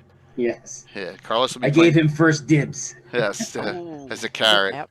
And Anna will have a Commando, and the other 3 will be Barbarians, correct? Yes. Yeah. So there you go. So the Commando is the adult in the room when it comes to organized patrolling and operating. Okay, yeah. I'm Because also she's the trained. Yeah, and also I'm kind of the barbarian rogue or barbarian thief Yes. in some ways. Yeah. Yep. Her cultural heritage is that of a barbarian. It's just that she's more professionally trained and educated. That will be, yes, So really- Gitano, but that will be a fun game to watch. And Yeah. I will be sitting back and producing it and just having my feet up here right at this desk, just watching. And I enjoying. have a copy of the Ranger Handbook digital. I'll send that to you. Oh, cool. Yep. Yep. Yeah, I was going to read Sold F. It's the Swedish Army manual for this type of combat. So yeah. I've warned Tim he's got to get this all in 4 hours. So, Yeah. but I think it'll be a And blast. she's originally, my character is originally from the wolf nomads. So, and then she had a story of moving around in various areas up here, so to speak, and then ended up in Iusian land, so in Bandit Kingdoms eventually, so to speak. So yeah. So let's discuss the nomads, the wolf and tiger. Really, we touched them. I Are love them so much thematically, like Mhm. having the wolves and having the tigers and so on. I love the idea from a thematic standpoint, and that they even in the names. So I always assume that the wolf nomads go out in war parties of 70 to 100 or so, like a pack, and fight like a pack with big wolves, and that they breed specially to be loyal as dogs and hunt as war dogs, so to speak. And they're kind of, they fight in pack size, and they strike and disappear, so to speak. They don't stay and fight. They run in and they pursue relentless and hunt more like wolves do, so to speak. So they do recon, and when the enemy is roughly the right size, they go in and strike and then chase off a few of them and simply run them down and kill them off, and then go home again, and they repeat again when needed, so to speak. So they put terror in a few orcs and Iusian hordes up there. So David, what's your That's my take. Oh, sorry. No, it's good. It's because I know nothing about either. Nothing. Okay, so the wolf nomads, as far as I know, are about half kind of rovers. It's like there was a lot of cooperation and intermarriage between them, and all. Like, and Yeah. at first they fought, and then they banded together against Ayuz before he was imprisoned in 505, and then so they were cooperating between the rovers and between the two of them against the hierarchs, and then against Ayuz again later on. So of the wolf nomads, there's a smaller group of them. You were talking about war dogs. I think that's the name of them, isn't it? The war dogs. Yeah, that also I the think wolf- so. Yeah. The war They're dogs. kind of like a breakaway right now. They have a close relationship with Perrinland now. Oh, The war dogs. I know in the original box set they described them as the ones that would run amongst the horse of the enemy and hamstring them, oh. which is a very dangerous job. Yep. That's how they described that. Yeah. But I like Yeah. Gary's good tribe comment. name.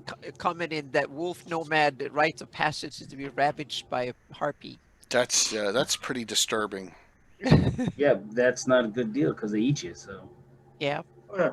I seem to recall also, I know that the like centaurs were within the area where the rovers used to be. And also, I don't know if I've seen ever any reference in the in where the nomads are, but they would have to be, right?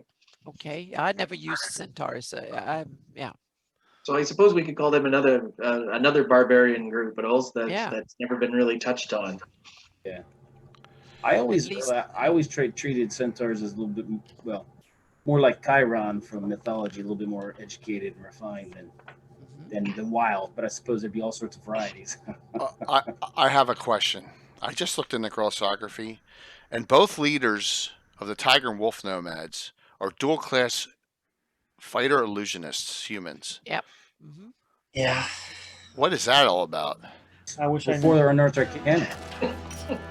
Yeah, but I also get the sense that a bit of magic is probably good to fool the underlings to believe you, so to speak. You kind of do some foolery to run them, so to speak. That's the sense I get, so to speak. Okay. To pretend to be, you need to be more, and a bit of magic is the cool thing because it's not that widespread. So the shaman is the some of the leaders, so to speak. But I haven't played it out that much. I always made that the shaman is the intelligence that whispers in the ear of the mighty, meaning the leaders are usually the biggest, baddest fighter, but then they need an advisor that is often much more wise and smart and has a bigger intelligence and skills that whisper in the ear.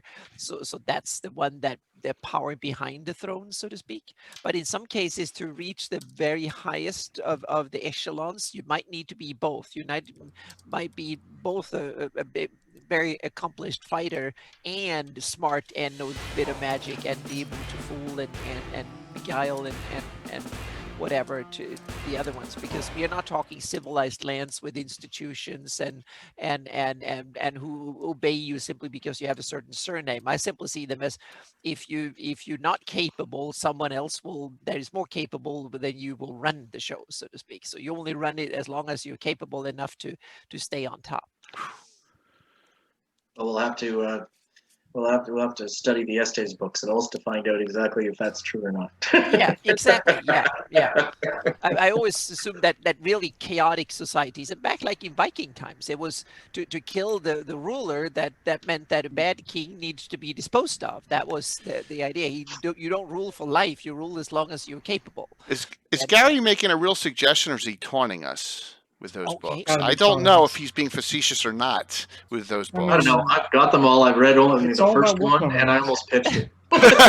So I can't tell. So, man, Yeah. yeah, very interesting. So, do the wolf nomads thwart Ayus for the most part in that area? What happened? No, yes. I have it that way. The forest to breathe to escape into. Okay.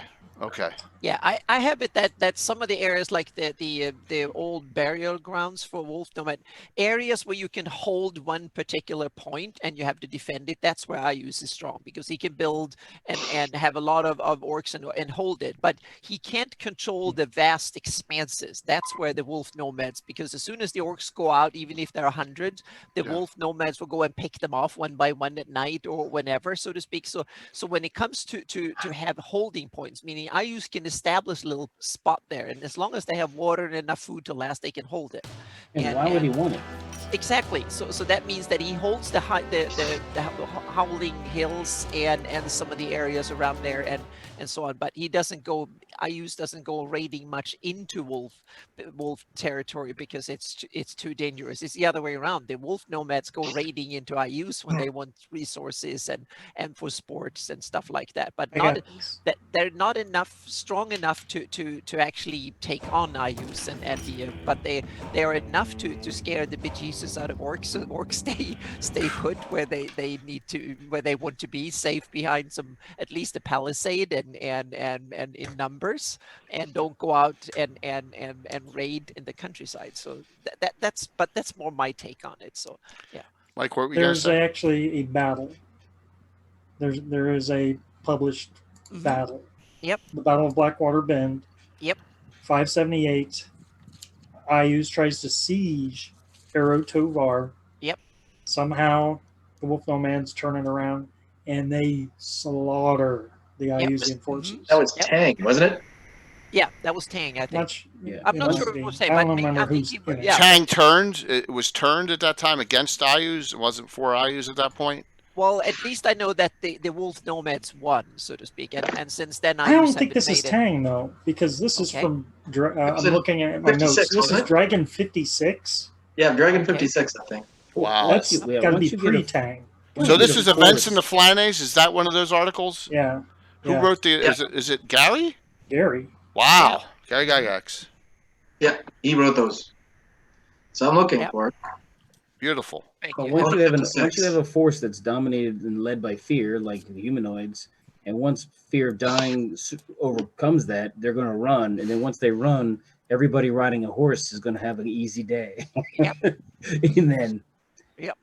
it's over. Then the horse people are just going to run them down. Are the wolf and tiger nomads horse peoples like the Yes. rovers? Yeah. Both? Yep. Yeah. I think Yes, so. they are. Yeah, both of them Okay. are. Yeah. Okay. And They're they also definitely- use Go ahead. bows and spears. So they're good weapons to use on the horseback, so they can attack and they can use spears. They can throw them or use them from.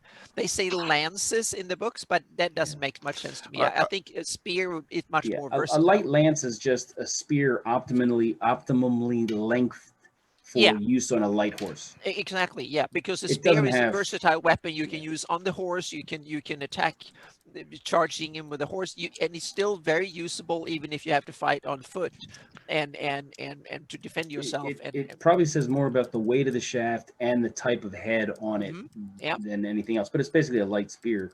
Yep. But it's good for on horse. Yeah, you can throw it a few feet at someone, and so it's about one of probably the most versatile weapon, and it's also cheap to make. It doesn't take much metal, and Are I got it. It's Tarkin Bargu.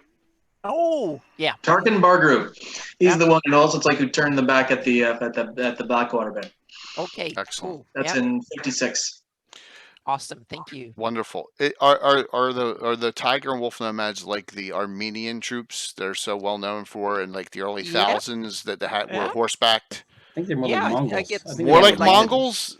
Or Tartars, or yeah, Okay. there's a whole bunch of these kind of war horse-born warriors back in medieval times that Okay. came from the east, from the steppes in Central Asia, and conquered parts of Europe and stuff, and became Europeans and blended Right. with Europeans and stuff. So yeah, I always picture them as sort of the eastern steppes, like Anna was saying, and I picture the rovers more like the American Indians, because when you look at their base weapons at Unearthed Arcana, there's not a single one that needs to be metal. There's no sword. So You have spears? knives, spear, axe. Yeah. You have things that all would be easily made with stone. So you're not looking at a very metallurgical culture. You're looking at. So that's why I went that makes way. sense. Yeah, That makes total sense. Hmm. Okay. But they did have lots of horses. yeah. Hmm. Very, very cool. All right, so wow, we got through all of them pretty quickly. Yeah. David, what other insights have you learned of any of them that you think is really would be interesting to the audience? I know that you're probably holding on some tidbits here. I'm not so sure about that. That end of the map is almost untouched territory. From I can understand it, also the wolf nomads are starting to deal a lot more as the writing, as the source books progress. They're dealing a lot more, and also with Parentland. But Because of the I, Merc? don't know, I almost know nothing about the Tigers. I'm assuming that they still have close ties with Tusmit and Ekbir. Ekbir and so on. What were Yeah, you I guess gonna say? there's a little bit of trade and stuff, and you have with wolf nomads, you have Ungra Balan, their biggest city, their only real city that people by the Lake Quag, the shores of Lake Quag, where they can do trade with the Paralanders and stuff. So yeah, So Gary just said talk Blackmore. Does that mean he wants us to talk about Blackmore? okay. I- Yeah, Blackmore that's is the further north, right? well, What's yeah, that, Mike? Blackmore What's is that cool. for? We need Not- Jason on that. I'll consider that. I don't know if they're barbarians though, because they were the furthest outpost of the It's a colony. Aryan Empire. Exactly, they're the Great Kingdom's Apparently. furthest outpost that was kind of left there. So yeah, I take them they are Iranians that kind of stayed put after their Great Kingdom fell apart, so to speak. But it has nothing to do with Dave Arneson's campaign. Yes, yeah, I think it's an homage to it. With It's the an name and homage stuff. to it. Yes. Okay. Yeah, I think it's an homage to it, and because the Dave I think the Arneson's- maps overlap a little bit. That's Yeah, fine. mileage exactly. may There's some vary. influences when it comes to the map, but Blackmore, Dave Arneson's Blackmore is way bigger, and I've got some good maps of it. That's the whole game beautiful setting. map. And yeah, very beautiful map with all sorts of cool feats. But there's some features that kind of from there that it's so I would say it's an homage and inspired by Dave Arneson. You would need a lot more space Oh to yeah, shoehorn it all into Yeah. Yeah. a darling map. Yeah, I would like. One of the pet projects that would be cool is to take that and put that into some other part of the Flanders, but that might be a dual homage. It might not work that well, so we'll see. Yeah. So Puppet Dad says there's barbarians roaming around the city of the gods, and Gary says it's surrounded by barbarians. So there you go. Yeah. It's kind of it's Count Bestmo Hay-based up there. threats. He has a difficult time. It's kind of the climate is terribly bitter and it's and it's kind of a coastline that is some of the worst on the planet. I don't know if it probably freezes over in the winter, but and it's kind of probably not that entertaining, but it's a place. Yeah. Alderaan says actually Arneson's campaign was set in Greyhawk. His early maps were smaller. I don't know. I don't know about that because he had his own setting, I don't try to Blackmore, but touch that. I don't know how much crossover that. Was it one of the original small little rectangle brown books? Wasn't one of them Blackmore? Yes. Okay, yeah. But I don't think those books actually went into. Yeah, Amy says it's campaign. its own setting. So a talk for another time. Absolutely on way, that. way An north. expert. Yeah. And Blackmore, it also it's they like according to Anna's maps. I'm looking at it. There's a lot of druidic circles in this area, but also like we have the enigmatic egg of Kut.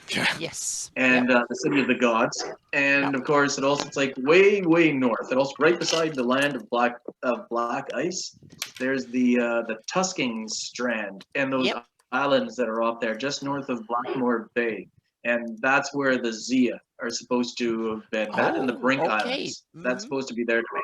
Okay. Yeah. So that's the only barbarians that I know up there. The rest of it, I think, Blackmore just kind of became sort of like barrier peaks. And also, it's like that science fiction land. Yep. Okay. I've seen pictures and also like in write-ups and also where they suggest that the egg of Kut is some sort of like marauding robot or something. Yeah, I got so weird, whatever. So yeah. All right, here's a That's what I question. thought. Here's a good question. From Canadian Ancient Gamer, what kind of fantasy aspects are unique to barbarian tribes? Also, why are they restricted to northern climes? Well, we have this topic because we did the Immediate Jungle a couple weeks back, and only have so much time. Yeah, absolutely. That's really the only reason. And by the way, Canadian, thank you for joining the Virtual Greyhawk Con Discord the other day. Really appreciate it. So yeah, we're doing the Barbarians of the North, and also it's like, and so we're kind of doing the Great Plains of the Cossacks and the Indians and the Vikings and such. Yeah, and there are other barbarians. Obviously, there's those black-skinned individuals in the Sea of Dust, and of course the Olmans in the Omedio, but that's probably another tale, right? There's barbarians in the Bright Desert. Southwest. Yes, barbarian. Yeah, there's nomadics in the Bright Desert too. There's a ton of nomads and barbarians in the planets. We just wanted to limit it to the north tonight, just because it would be we know we could keep it compact and discuss. So there are others. And there's no reason you can't have barbarians for some reason come south in your game. If you have a Greyhawk City game, there's no reason why you can't have a barbarian travel from one of these locations.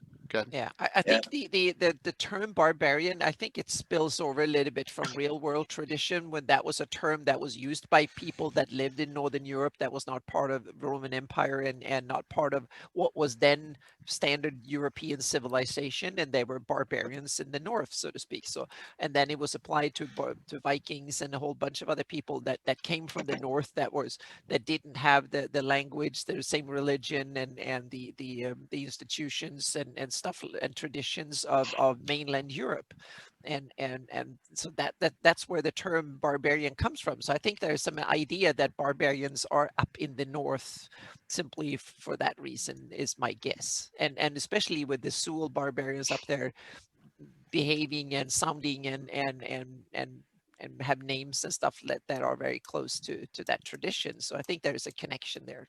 That's why we have a lot of, but I think that thematically, a lot of the Amedio and the Olmans and the Paynims, and they're also barbarians in class and in fighting styles and all that stuff. So yeah. So and you also have like you notice in the old monster, not the monster manual, in the DM's guide or the encounter tables, there was always cavemen. You know, Yeah. so mhm. that would Yeah. be, you know, like in the case of, say, Yeah. in the Grip Mountains, you know, Tostenka, you know, like the Yeah. people who mhm. were in that city, and to escape the city after Caraptus had put the wasting disease on them, they, like, their civilization collapsed. And so throughout that entire mountain, you know, like those cavemen that you're going to find are going to be the remnants of the Flan. That's my bit of take on that. So if you look at history as the wild men, there are sightings of wild men during World War One by the Russians in the Caspian area of Russia.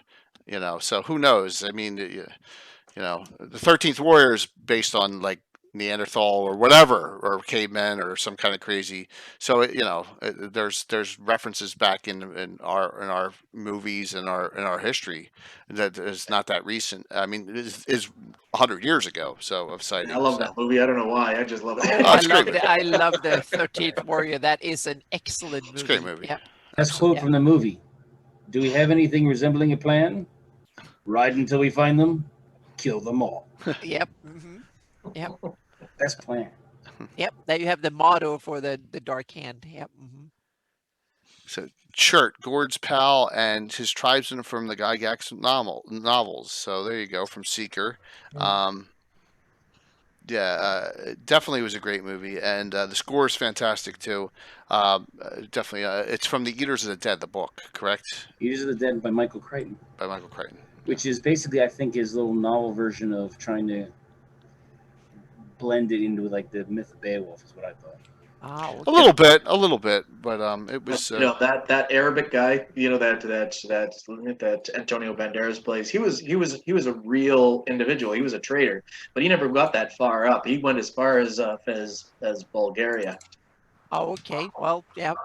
I was just reading that this summer. For someone in the Middle East, that was probably exotically Pretty far far. north. So yeah. Yeah, so Moose, the answer to that question is depending on like the Saxons, you know, were raiders back early days, especially if you watch one of the worst D&D style movies of all time, King Arthur. There were Saxons and raiding in like 380 AD, which is wrong time frame, but you Yeah. know, it just depends on where you are. Huns and Vandals and Tartars The and original word barbarian comes from the Greek, and that's how they referred to people who were not citizens, because it was onomatopoeic for like babbler, because they couldn't understand what people were saying, so they would call them barbarians because they were outside. They weren't citizens. They were Yep. others. Yep. So anyone not you is kind of been termed a barbarian throughout probably human history. Yeah. definitely. So we can say in Greyhawk, anyone who was not Iridian or Great Kingdom, living in Great Kingdom land, was barbarian probably for them. So yeah, there's barbarian cultures, and then there's, for the game, the actual class, it's people that live, you know, primitively enough to where they have to live off the land and you know, and not a farming agrarian society, not a feudal system. No. Well, they would be though, because the Vikings had generally a feudal system. They were farmers, but it's just that far north that you have to be. I would say they're not. They wouldn't be the barbarian class, because having a farm means you have division of labor, and you're already doing things. You're not, you know, having to do all the things that all the other guys are doing. I'm pretty sure that the Romans would have called those like the like the Britons, you know, barbarians. Oh my gosh! Oh yeah, especially the Scots and others up there, the Celts, filthy, north of the Celts. wall was probably seen as the Yeah, so the classic barbarian is anybody who's on the other side of the border. It's the ancient xenophobic. In human history, that is a fact. Yeah, it's the ancient way of being xenophobic back in the day. So yeah. Josh is correct. Barbarian versus Berserker is definitely a difference. Berserkers are actually a monster manual under men in the original monster manual, along with pilgrims and a couple other things that are in the in the original monster manual 1. Berserkers are their own monster type, you know, separate from barbarians. Yes, David. Back in my campaign a long time ago, it's like it was very Celt and very, you know, like the Finnish Viking thing, and also that was on the other side of a river. And then, of course, there was another evil sort of thing, and also it's like across the mountains, which basically were the stone fists. And one thing that also we always wanted to make sure was that the barbarians on the other side, it also were never really barbarians when you got to know them because they were cultured. Right. Yep. And so it's like that's where I always had it like a blending, and also it's like of the Celts, and also it's like for with the Flan, where it also it's like. And then the more Finnish Viking sort of culture, it also it's like towards the north, and also, but they all had farming, and also because how else could you possibly live? They would have been on the coast. There would have been a lot of fishing. There would have been like a lot of sacrifices, and also to the green god and such. And in mine, there were two borders, and also it's like the classic one that was right in the middle of the Timberway. And that was what I called, the Radican Wall, which was the same thing as as the Hadrian's Wall.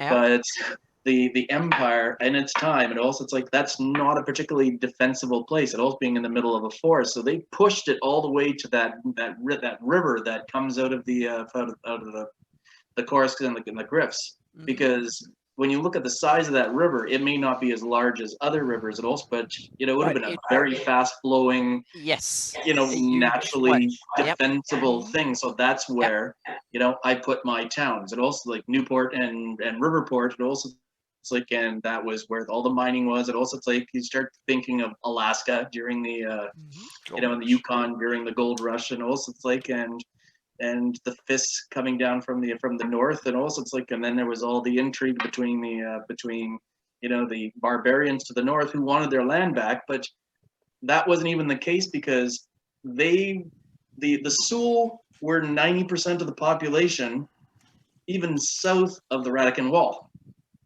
because the Iridians, when they came up, they had Marner. Those it's like they broke the Fruitsies back, but.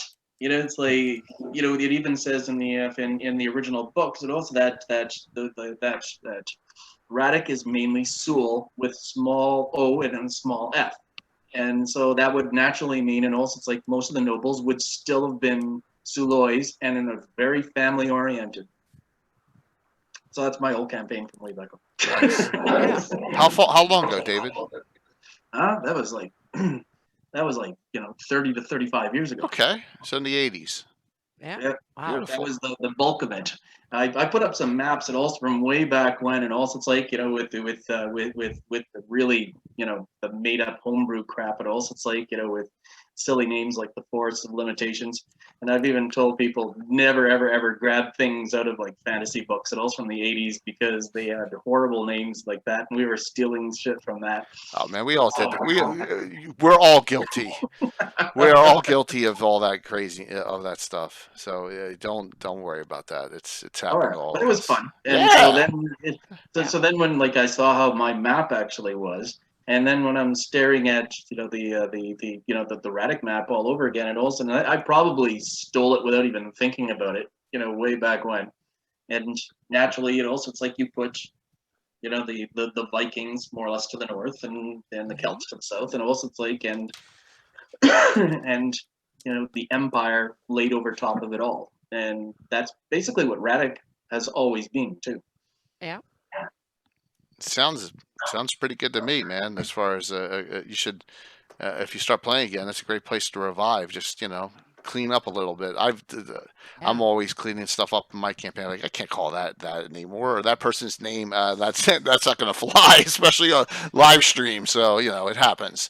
It really does. So no worries on that. All right. So Gary's got a question as we're winding down here. Anyone have anything to say about Gary Gygax's Sagard the Barbarian? Oh, he's in Yorth. Yeah, a parallel version of Worth. Yeah. Mm-hmm. You look. I think there's two of those books have maps of Radic in it, and neither of them are the same. Huh? No, that's exactly. You only have one of the books, so you can. It changed over time. It was a fire, and they had to rebuild. Oh no, because it's like there were things that also it's like from other portions of the map, and also it's like that are far flung that made it into those tiny little books. I tried flipping through them, and also it's like, and I thought that all the information was pretty much unusable, so that's why I didn't even have them referenced. Kudos for them or trying. ratified. Yeah. So Anna's Yeah, bringing. I can't find it, but I had one of them that I bought to see the Roddick, and there were some names that I might be able to steal, but they're and put on the map for as an homage. But the rest of it doesn't look the way, and some of it looks a little bit so. But it's I haven't read the book through, but it's kind of cool. I just wanted to see it. So yeah. Well, wow, it's been like the time flew by tonight. It's been a fantastic discussion on this topic. I've learned a lot, and I knew what 2% of the discussion material tonight, and I really appreciate. Seriously, it's once again, I'm limited in my areas, and next week's going to be the same thing. I'm going to be just sitting here, just listening and learning when we show you what next week's topic is. So why don't we close this out with a closing comment from everyone? Why don't we start with Anna tonight on the closing comment about Barbarians of the North? Okay, well, my favorite is probably the wolf nomads. I just they're kind of so cool, and they're also close to IUs, and I kind of like wolves and protecting them a bit. So they are the only ones that I've kind of used in my campaigns a bit, and as they were in raiding IUs and stuff, and I've had them quite a bit back in the 90s. We played some campaigns up in Vesvi and on the borders of IUs, and all of a sudden they at night when they were harassed by IUs, then the wolf nomads can come and save them a little bit, and then wonder what the hell they were doing there, and then see if they want to kill them too, and ask for money or something in order to and prove, and then they had to fight the leader to see if they lost, and then or something. So barehanded. It was fun. It was really fun. So I can really recommend looking into these to use them and to even run a campaign. Meaning it's a large area full of interesting stuff, and you have all from the burning cliffs coastline to all sorts of dungeons and various crypts, and there is a lot of chopped off hams from various Zook and others up there that are kind of interesting. So there is a lot of interesting places to go sightseeing, and then you have the barbarians themselves. So it's really underused area of the Flannies, I think. Very cool. Tim. I have, well, aside from preparing further on with the Rovers adventure for the virtual con, I am looking forward to Boris and Kelvin fighting tomorrow. Yes, and you gave away a secret that no one else in the game knows about. You'll have a second character. So if any of our other players are on, but that's okay. Didn't know it was a secret. Yeah, it's all right. No big deal. But yeah, well, you got more to shout out. We'll come back to you in the shout out section too. David, what do you think, man? Hey, thanks for coming on tonight and helping us. Good time. Yeah. Thank you. So what am I up to?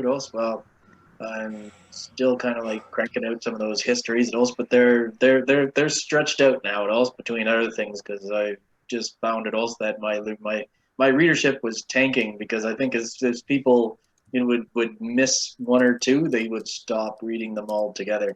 And they're long, it's true. Long-winded for sure. But so I've been delving now, and also it's like into some bios, and also it's like characters. So I've like from canon. So I'm bouncing between a bad guy and a good guy, and so on and so forth. So there'll be a villain and a hero, so to speak, and that's the reason why there was that the Circle of 8 one. I began dealing with the Circle of 8 one at a time. I've also been doing a deep dive into the A series. That's just the thoughts on. So I've been dealing with just reading old modules, and also it's like and putting up my thoughts on how they might have been, whether they've weathered the test of time, and then the most recent thing I began diving into it also was what I could find on the creation myths of Greyhawk and well, Dungeons and Dragons in general, and that'll lead me towards the gods in time. So I've got a lot on my plate. It's like I've got probably about 8 or 10 weeks worth of posts that are either completed or still being scratched at. Josh Pop asked, "Why don't you write an adventure?" Ooh. Yeah. Josh, Xarathon, Josh Pop. No clue really how to balance them, and also I used to wing them, and also it's like, and my players used to, they learned to run away. See? So, Canadian asked another question. If you can answer it real quickly, my guess is a bad one. What kind of relations would the northern tribes have with other humanoid, demi-human cultures, superior creatures like dragons, giants? I'd say probably pretty bad. Well, it depends on where you're coming from, and also because the excuse me, the stone fists also they use like ogres and orcs regularly. It also it's like, but they have a very tenuous relationship with them because it's even written in the in the gazetteers and also that they're nervous because there are enormous orcish cities in the mountains to the south of them. Yeah, I just found. 5 shall be 1. Yeah. Yeah, I was like, oh my gosh, look at this map and 5 shall be 1. This is crazy. I didn't even. This is an Garrett orcish Engdahl. They city. have Garel Engdahl. Yeah. Population Engdahl, yeah. 25,000. Yep, there it is. I wonder what those orcs live on. Do they have agriculture down there, or Looks do like they waterways, right? A lot of waterways. Right, Xarathon. survive and thrive? So, Well, there's animals in the mountains. It's like you lived in the mountains. You should know. yeah, but it's not something that you easily. They will probably be easier to go down and slaughter some humans and kill their. Anna, steal where's their the cattle. city? Yeah, where's located? the city, Anna, on your map? Citadel is southeast of Lekstad. That's where I Is put that it. in And your I did- Stonefist, correct? Yeah. Let me see if I can find on this map. Yep. So, Southeast how do you of- feed Is it a near that mountain lake? city? I Yeah. think I see it there. Yeah, is that it? I want to have a show where we can discuss how the hell do dwarfs and others who live out in underground cities, how do they survive and how do Hard they brew pass. beer and I think you can barely see on the edge of the mountains there, Garlinkstead. Yeah. Yep. It's very small on that map. I didn't Yeah. blow it. I couldn't. There's such large areas. I couldn't blow them up too much to Yeah. fit them in. Well, there is that that Underdark, Under Orth. It also like there's a cow. A cow, Rolf. Roughing. R-O-T-H-E, Yep. or something Stench like that. cow. So that's a possibility as well. yeah, I guess when you go really deep dark, then you have another ecology with mushroom swamps, like mushroom Oh, yeah. fungi and all Insects. stuff. Yeah, exactly, and stuff like that. But the ones that just live a little bit under the earth, do they go out and raid? Do they have surface agriculture and then do it under? But living up in the mountains must be some of the most harsh conditions ever. So yeah, so that's something Yeah, we so could. If In we were to- in the those what am I thinking of? The swords, with the Vatun, the 2 modules. Yeah. Yeah. Yeah, there shall be Blades of one, course. or so like whatever. Like they mentioned it also, but the fists. It also they have like quite a relationship with the orcs and the and ogres in that area. It also it's like so they help each other on the raids down into against the barbarians. They could probably stock fishing pools as well, like blind fish. yeah. Lots of possibilities. Absolutely. You want to hold down on a siege, you better have a good food supply that renews. Exactly. Yep. I Well, hope they don't have a dragon too. fungi's the best source of that. I mean, look, I don't live far from Kennett Square, PA, fungi capital of almost the entire world, right? And it's all underground. It's all But if they're underground. all eating it, Yeah. and that's their main source, you're going to run out pretty fast, right? Yeah. Right? Yeah. So, Mike, what do you got going on, man? Well, like I said, I just got my Ice Barbarian campaign going again. That is great. We played the last 2 Sundays, but now I think COVID's about to strike us again.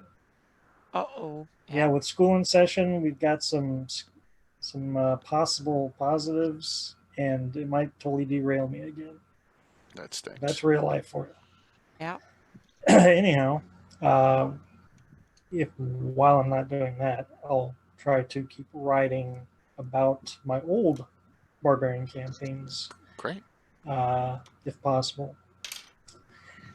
And one other thing I want a quick story about this. So my friend Jason played a barbarian in second edition for a really long time, and then my other friend Brian played an elven wizard.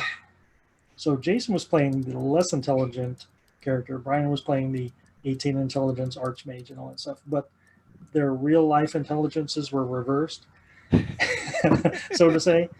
And Brian always resented that Jason played his barbarian more, smarter than his elf, and it was just an endless source of comedy.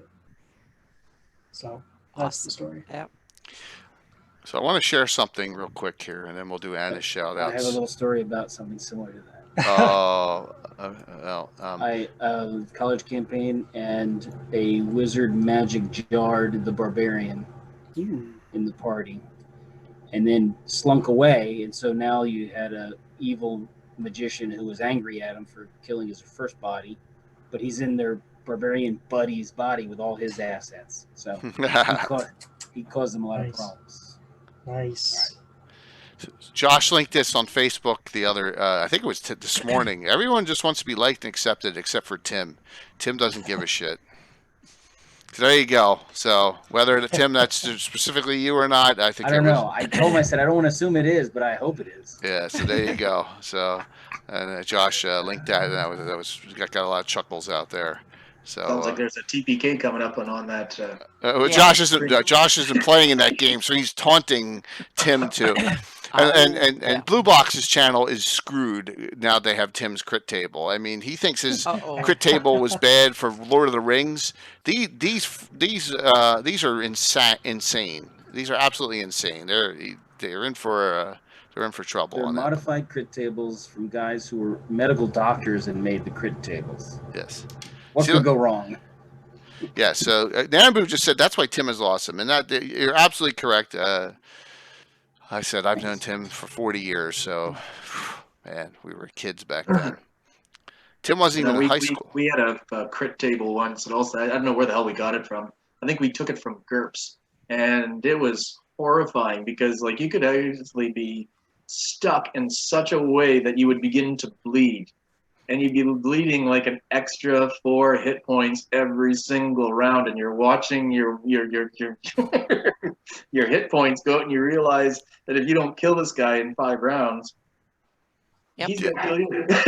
You're gonna bleed out. Yeah. Bleed damage is nasty. Yeah. We have an impaled one where the weapon stays in you unless you want to pull it out and take further double damage right in the middle of a fight. But it's taking half weapon damage every round while it's still stuck in you. It's really bad. There's a lot of them like that. So it's a blast. Absolutely. Yeah, so we played with that crit table for about 2 weeks, and also then we just decided to go back to basically Lensway. I like to use a blunt weapon, a blunt mass weapon, because I have a character, because when I do a crit, it's breaking bones, which is like the gift that keeps on giving. It's like, well, now you're not going to use that anymore for a while. So it was almost worse than getting cut. It was like you're just destroying their structural undercarriage. Yes. Extort, that's why we talk about crits and stuff when Leonard is not on, so we don't get into that argument. So, we don't have to worry about the Leonard saying it's not, hey, play your game however you want, is the way I look at it. So, yeah, absolutely.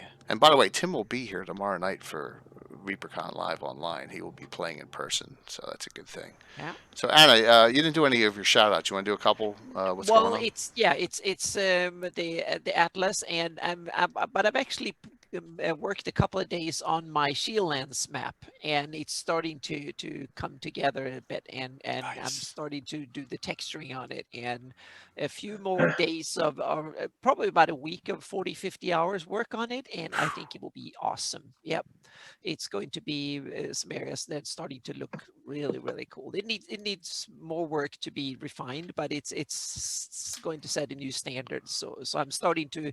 It take a long while to start figuring out how to do it, because one of the problems with that is that you have to be able to do one area and then another area and then another area and so on ad infinitum in every direction. direction and make them match. And that is the tricky bit when it comes to 3D terrain. So it's a lot of technical issues that needs to be sorted out and to set a standard. But I think I've come up with a standard that can kind of live on past the tools I'm using now, and so I can kind of go on creating them in the future, so to speak, for various areas too. So Lindor Isles and Ratik are coming. So that's for this fall and next spring. So but now I'm setting the technology for it. So, and then the legend and the political map for the Atlas is coming fairly soon. They're in the early works. Yeah.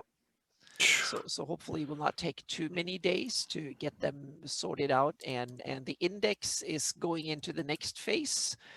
Duane Costa is helping me so greatly with the index. We're going to have a talk tomorrow and see how we're going to make the final formatting and setting it up and stuff, because there's a lot of things that we probably need to put in twice. Things like baronies, kingdoms, and provinces and stuff should be maybe listed both under the prefix and under the main name. So we're going to see which ones needs to be double listed, so to speak, so to finalize the index. And when that is done, then I can start working on putting that into formatted pages for the Atlas. So that's basically what's going on here. Yeah. Nambu, thank you very much for that very nice compliment. Really appreciate it. But like I said, this community is really growing. It's all of us, you know. It's great to have scholars of who really have learned their stuff, like David. I mean, you know, Yep. you know so much, and I really appreciate you coming on tonight and sharing that knowledge and wisdom with everyone. It would have been a show talking about a lot less. You know, I don't have the knowledge, and that's what's so great about the community. Everyone's willing to share. And it makes me very happy that we're continuing to move forward. So all right, I'm gonna try and get through this real quick. So ReaperCon Live starts tomorrow. All right, this is like an honor, for a big deal for our Lord Gazumba channel. We are the kickoff RPG game for it. Reaper has sponsored us for over a year, and they've been fantastic. But they asked us to do the kickoff game, and how could I say no, right? So tomorrow night, Return of the Portal Master, adventure number 888, a ReaperCon Live event. It's on my channel, and they're going to raid in. I figured it was easier to do that. 4 major giveaways tomorrow. I blacked this out because I'm going to send the winner. A subscriber will get a $25 gift certificate to Reaper, 3 giveaways, 2 6 paint sets, and then the Lord of the Jungle. So we're going to have 4 giveaways to kick off ReaperCon Live tomorrow night. It's going to be a high-level adventure, Night of Ulic adventure. And the map is it's right outside of Altamira at Hearthguard Tower, and I placed it on there last time we were there. So this is basically a return to, and it's a big blizzard. For some reason, there's a blizzard in a 1-mile radius around Hearthguard Tower and nowhere else. Imagine that. I don't know what kind of class can do that. Huh. You know, so there's a scene from it. We got some really with Bill the Master Crafter's Paintworks on there, and we got a nice glowing portal in the background. So those are all Frost Giants, yes. So expect a expect a showcase of Reaper miniatures with a lot of hack and slash content tomorrow night. But that's what it is. It's a showcase of Reaper products tomorrow night. So we are looking forward to a fun game. And then we have a bonus. A big bonus gabbin for ReaperCon Live Saturday morning, 9 a.m. And that is modding and customizing minis. So this is, I will be hosting Mike Disney and Bill the Master Crafter, Haley, as they are actually going to mod right on the show and talk about some of the things they've done to show you how easy it is and how you can do it yourself. So this is part of ReaperCon Live Online as well. So we got 2 major events going on for them. I am excited, very, very excited about both. And then we have our normal gabbing on Sunday night. And we got another great guest. And if you don't know about this, it's going to be a fantastic show. I almost pulled the wrong one. Here we go, Gabbin 108 Sunday night. Jason Bullman is the special guest. So Yes, and joining the conversation will be Anna and Leonard for a little bit, and Gary and Casey Brown. Gary may or not be on, depending on Gary's schedule, but Casey will definitely be on to ask him some questions about the Living Greyhawk era. So, Yeah. oh, thank you, Bishop. So, oh my gosh, that's 16 special hero points tomorrow night. That's the most we've ever had pre-game. Bishop, thank you. 16 specials. That's insane. Hero points. Tim's all happy. Yeah. So, 2 weeks You from have then. other- Excuse me. You have new triads coming up, eh? Oh yeah, I have. So I have a second new one too with Living Greyhawk Triads. That'll be in September 30th. I haven't gotten it. Yeah, it'll be Rotic and oh gosh, Perrinland, I believe. Right, Casey, if you're on. Rotic and Perrinland on September 30th, but September 6th, Gavin. 2 weeks after that, James Jacobs will be on. So we have yes.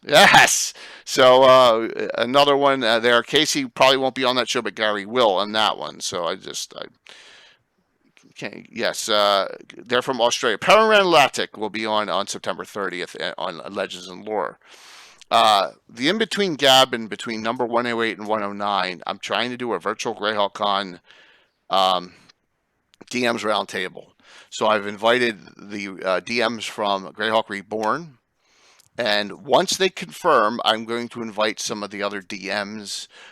Amy, I'm going to invite you. I'm going to invite Josh Pop. I'm going to invite Renee Ayala. I'm going to invite some because I want everyone's events filled. So I want people to meet you during the discussion and let's talk up, the games and what we're going to do. So that's if the Greyhawk Reborn say that they will participate, and they have not given me confirmation yet. That'll be the week. That'll be the Sunday between Jason Bullman and James Jacobs. So the 13th. That'll be Gavin 109. All right, next week. What are we doing next week? I haven't chatted it out yet. This is one that a lot of people have requested. In particular, Anna. Anna really requested this one, right? So, Legends of Lore, episode 65, Ivid the Undying. All right. Let's discuss Ivid the Undying reference in depth. He said, I don't do the Great Kingdom, so I'm going to be a spectator on this one. But get your Ivid PDFs out, please, for this, and ask questions. Right now, it's our normal group. If we have an Ivid specialist out there, Gary, we may ask them to come on that show. Josh, James Jacobs, and Jason Bullman is the creator of the Pathfinder setting. I mean, he's the creator of it, so it's going to be some great, unbelievable discussions we have coming up. But this one is episode 65 for Legends and Lore. Plus, then 3 weeks from then, we have another set of triads coming on. I also am in the works for a Geoff Triad All-Star game, which will probably be mid-September before Greyhawk Con. And then we also will have one after Greyhawk Con for the Cannon Fodder group. So we got a lot of other things going on as well. All right, last call on virtual Greyhawk Con. We have 60 events. Roughly, counting the highlight streams, it's over 50% capacity now. So there's about 30 events that have seats. If you have not signed up, consider it, please, because we're at like 155 registered. So we're doing very well, but I want anyone who signed up for a DM game to not have to cancel the game. I mean, the people are really stepping up here with 60. I never thought we'd get that many. I thought 50 would be the max, and we got 10 more than that. So if you haven't signed up yet and you want to play in a game, most of them are going to be on Discord or Zoom. So you don't have to worry about being on a stream or anything like that if you're not comfortable. It's no big deal. Most of them will be right in via some easy way to play. I know Scott Cashbro had 1 seat left in his OD&D game. Amy has a bunch of seats left in her second game. And Renee Ayala, who's a Zeef Triad, he hasn't had anyone sign up for either of his games. So there's plenty of room there. Please look at the game. There's a lot of great content by a lot of great DMs. And find a game and sign up for it. All right? So $3.12 exactly, and yeah, and $1.12 goes to TTA, and the $2 is going to go to charity and to our normal charity that we do, St. Jude. So, did I miss anything? I don't think so. That was good. Yeah. Thank you all for a fun night and a very informative night. Mike, Anna, Tim, David. Yeah. All right. Awesome. Thank you. We're going to raid into Praetors. All right.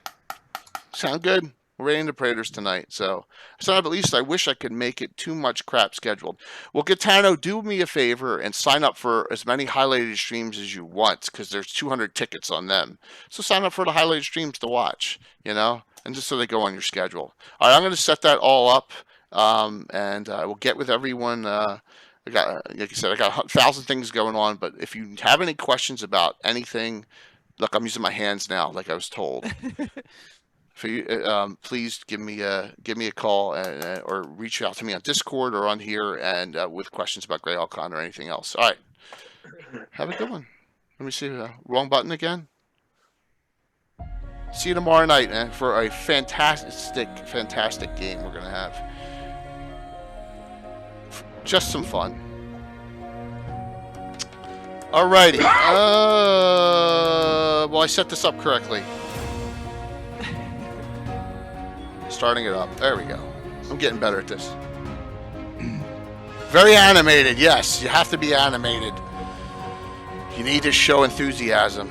Thank you, Jim. Thank you for. I really appreciate all the compliments on the show. It was making me very nervous. nervous. All right, rating it in 10 seconds.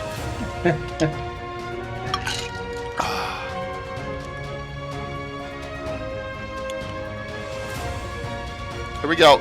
See you soon. Bum, bum, bum, bum.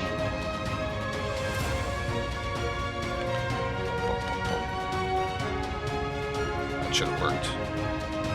Yeah. The chat switch started.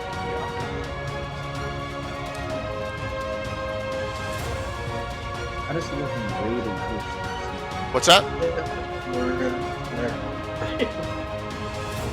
It starts out, Lord Gazoma just raided the channel, and then Lord Gazoma just hosted the stream. Yeah, sometimes it does some couple. Well, when you raid into it, your thing sets to host. So, so right now, anyone who didn't raid in will still be watching it on my channel. Say they were lurking and they didn't approve it. That's what happens. Let me shut this off here.